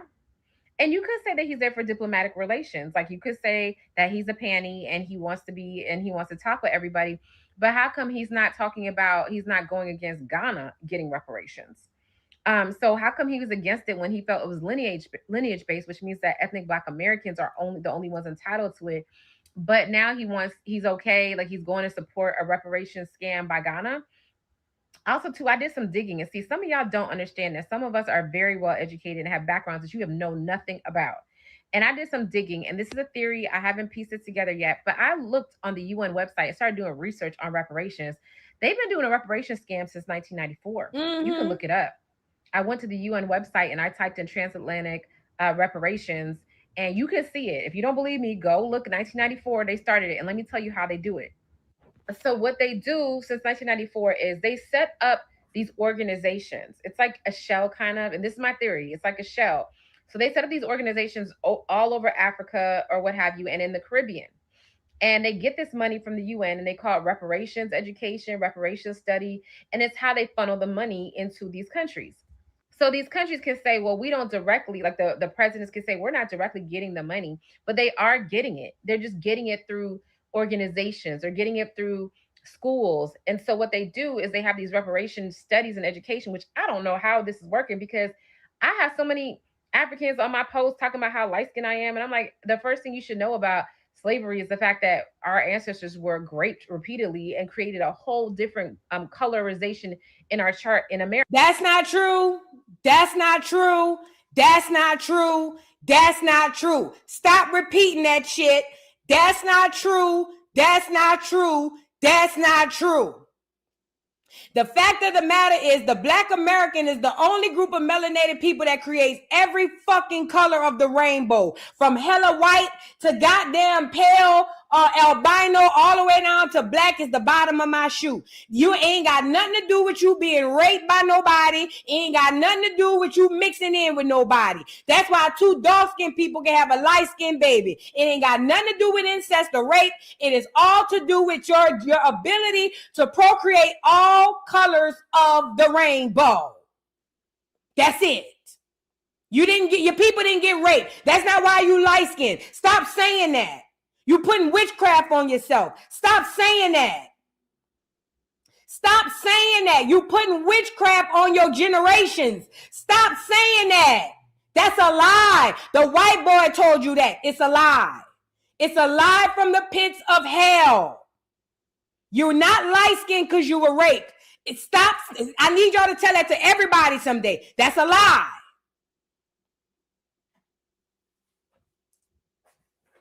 Somebody said they get the points from Malcolm X. And let me say this. During the 60s, when black people were starting to really awaken politically, a lot of those black people, like Brother Malcolm and even other brothers who were very militant, were so hell-bent on figuring out what was going on that a lot of stuff they were taught that they didn't know. You know what I'm saying? So you think about it. If you just waking up to realize what's happening, and somebody tell you light-skinned because you mix, especially given the fact that I want to say Malcolm X's mother is biracial. So it's easier for him to believe that. But the fact of the matter is, and this is what I believe on another scale, I believe when Malcolm X did his pilgrimage to Mecca, that he didn't go out there and come back and get all of that happened to him because of what happened with Farrakhan. I believe he came into an awakening when he went out there. And I believe a whole bunch of stuff that I'm not going to get into right now. But I'm saying all that to say, even if you watch Malcolm and you study Malcolm, you'll realize that his rhetoric upgraded every time he spoke. It's some things he'll say then that he'll go do a research on and come back and speak differently about. That's why you'll see some people where you'll see some videos where you'll see Malcolm say we're African, and then you'll hear another video where he said we're Aborigines. It's because his information was upgrading as he talked, as he spoke, like all great leaders.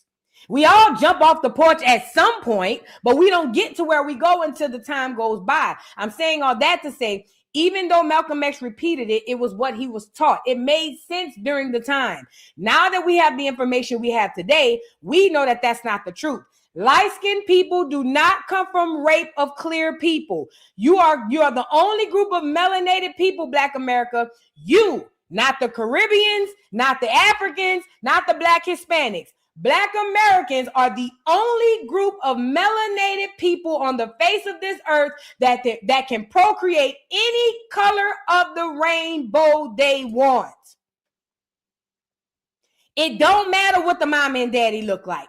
Mama and daddy, a Black American mother and father, can make any shade of baby they want. Not white, but high yellow all the way up to black ass midnight nigger black. Okay, that's why you notice people who have buku children. You'll have one buku light skin, and in between, then you'll have one or two that's dark skin. That's the ability we have. We the only ones could do that. No other people. I just wanted to stop and say that. My bad. America. So obviously these reparation education things that UN is paying for isn't working over in Africa because these people are very ignorant and they don't know anything.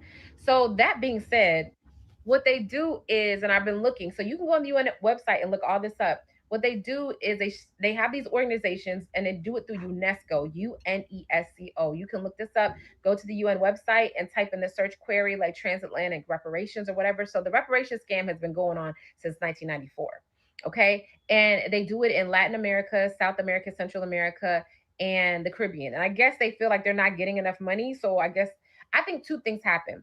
So they get money. And so you look at it and you look at the amount of money that has been spent.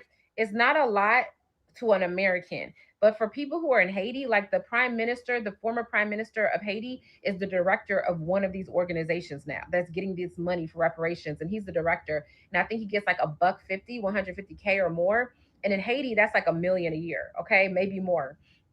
And so they're giving it to Africans. This is a lot of money. And so they set up shop. They have a staff. They have all these people. So it's kind of like it's kind of like when a corporation wants money, but they have to put it through a 501c3. So that's why they can say, well, we're not getting the money directly, but they're definitely getting the money. And they're putting up certain people in places in high positions that they know to get this money as staff, salaries, things like that. And they're saying that it's reparation studies. So I guess I don't know what this switch is that they're trying to come for us now. I think what happened is once we start pushing lineage-based reparations, they started to see like, oh shit, like this could interfere with us getting the money for ourselves.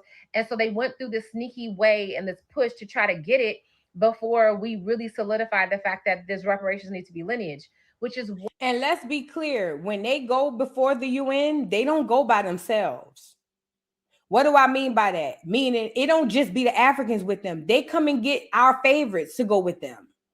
Al Sharpton, like you just saw, Umar. They have to get representation from here. Them the ones they pay to keep you stupid. Them the ones they going up asking for your reparations with. What the United States representative responded to in a UN meeting, and he kind of referenced it like, these aren't your people. Why are you trying to claim reparations on a people that are distantly related to you, like basically centuries ago?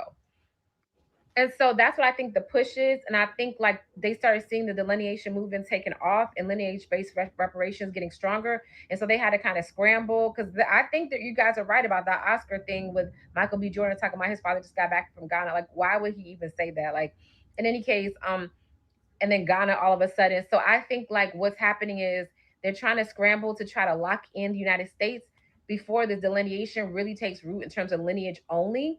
And because we are the biggest bag, because we're in America. And so this is my theory. So we have to stop the reparations scam. I'm going to start getting stuff together. You guys, be ready. Guys, put your thinking caps on. Please do the research yourself too. UNESCO, look up on the UN reparation studies. Start doing deep dives into these reparation studies. And they set up these organizations and education programs in these schools. But look at who is heading these things and leading these things. And then you'll follow the trail. Shout out to the sister. She seems very solution-based oriented. I love that. And shout out to her for bringing this to the internet. Listen, these are the facts. If you truly, truly, truly understand what's happening behind the scenes, then look at Umar. You see him? You know that we are in theater. The world is a stage, okay? And I'll tell you what, if you want to know what's happening today, do research on Frederick Douglass. Do research on W.E.B. Du Bois. Do research on all of them so-called Negro leaders that y'all think is the bee's knees. You're going to find out a lot of them, if not damn near all of them, were ops. Paid ops. I don't give a damn what good they did. They were paid ops. It was their help to get us here. And I'm fine with with these people. They all frequent the continent of Africa. Every time you turn around, they go into Africa.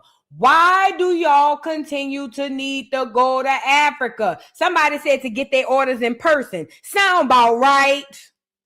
Sound about right. I believe they're going down to Africa to get their orders in person, to get their money in person, whatever it is they got to go do. And then they come back to America and play in our face. 19 Keys ain't the only one frequent Africa. Umar ain't the only one frequent Africa. Tariq Nasheed stay in Africa. Say what I said. Now, I wasn't going to try to piss y'all off again because I pissed y'all off about Jesus. Now I'm about to make y'all mad about y'all black Jesus. Tariq Nasheed stay in Africa. What the hell? Is we gonna have the conversation? Hello? Just like them people back in the day stayed in Africa. They stayed going back and forth. I gotta go to Africa. Would you go to Africa? Or I'm just going to visit. Or I just got me a house. Or I just got But I thought when you over here, it's F them tethers. But when you go over there, it's smooth sailing. These the people they be having at your reparations rallies. These the people not rallies. These the people they be having up at the UN saying, "Yeah, sign it over to them. We good. Yeah. I'm a representation. Look, I'm representation. He good. Yeah, I'm a co-sign him. I got him. I'm a co-sign him. That's them niggas. That's them niggas. That's them niggas. Y'all, hey, I'm early, not wrong. I'm early, not freaking wrong. Just like Umar just told you, the easiest way to predict the future is pay attention to what's happening today. If I know what happened in the past and I'm looking at what's happening today, the Most High in the universe going to expose all these fake ass leaders and y'all niggas going to be looking crazy. Y'all going to be looking crazy. But yeah. Main ones, main characters. And I don't give a damn what they did for Black America. What they did to Black America gonna ring way deeper than what they did for them.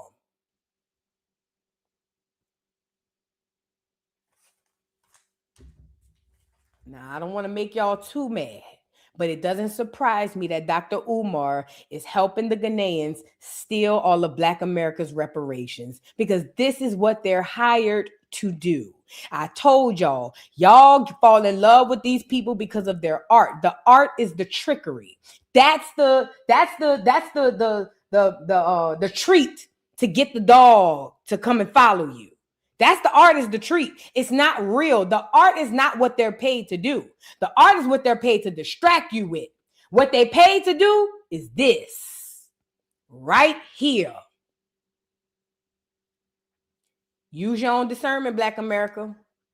All these people y'all call leaders, running back and forth to Africa. Ain't nothing wrong with going to Africa. I want to be very clear. There is nothing wrong with visiting Africa as a Black American. I just find it weird and odd that we have quote unquote Black American leaders who always be over there. But when they over here and they by us, they tell us F them. But when they go over there and they by them, we don't get to see what they over there saying about us. It kind of remind me of a friend a person who talk out both sides of their neck. They want to come over here and talk about you, about the other, or talk to you about the other girl, then go over there and talk to the other girl. You know what I'm saying? Like, oh, I'm gonna come over you and talk to you about Jasmine. Girl, Jasmine is dirty. She trifling. She nothing. Girl, Jasmine. Girl, she was sleeping with this girl. She was sleeping with that girl. And then you go back to Jasmine and be like, Jasmine, girl, let me tell you why Keisha was over there laughing, talking about you sleeping with that girl. But girl, Keisha, that's what I feel like they doing. That's what I feel like these leaders are doing. Or unleaders, not leaders, but my name and face is on it. Whatever you want to call these niggas. I don't know. But with that being said, let me read some super chats. Look at Tiff. Thank you so much. Or look at Tough. Thank you so much for the super chat. Says, Boo, I need help. Any braiders in the Columbus, Ohio area? I'm calling around and only finding tethers. Please post any Facebook, IG, TikTok pages. If you are somebody you know in the Columbus, Ohio area and you are not a tether, please reach out to my sister. She need her hair braided. I know exactly how it is. I'm just coming on my natural hair journey. This is an emergency. So if you are somebody you know around the Columbus area, please get my sister hair done, please. Thank you, Look Tough. I appreciate you. Tamika, thank you so much, Tamika Simone, for making it rain. Thank you so much. I make it rain. I make it rain on them hoes. I make it rain. I make it rain on them hoes. Thank you, Tamika Simone. She says, facts, we are not supposed to have pictures of the deities. They were made in their likeness, not for us folks. Let me tell y'all something. And when she's talking about the Qs that was doing that praying in front of that statue, let me tell y'all something. They built that statue just for that. So that they can get these new Qs to come in there and sit around these deities and pray and glory, hallelujah to this man, to this being, this person. Insanitary. And these are people that tell y'all that they're Christians. God bless them though. Thank you, Tamiko Simone, for making it rain. I appreciate you, boo. Thank you, beautiful. Hey, it's Trey. Thank you for the super chat. Says Trump said he doesn't have friends. He uses leverages. So when we see people flipping to support them, there's a high chance he got something on them. Facts. And I realize being where I'm at today, I don't want to be liked. Because if y'all like me, y'all gonna hate me tomorrow. And I don't want y'all to like me. As a matter of fact, I want a lot of y'all to think of me as that mean cousin, but fun. She mean as fuck, but she funner than a bitch though. Where she at?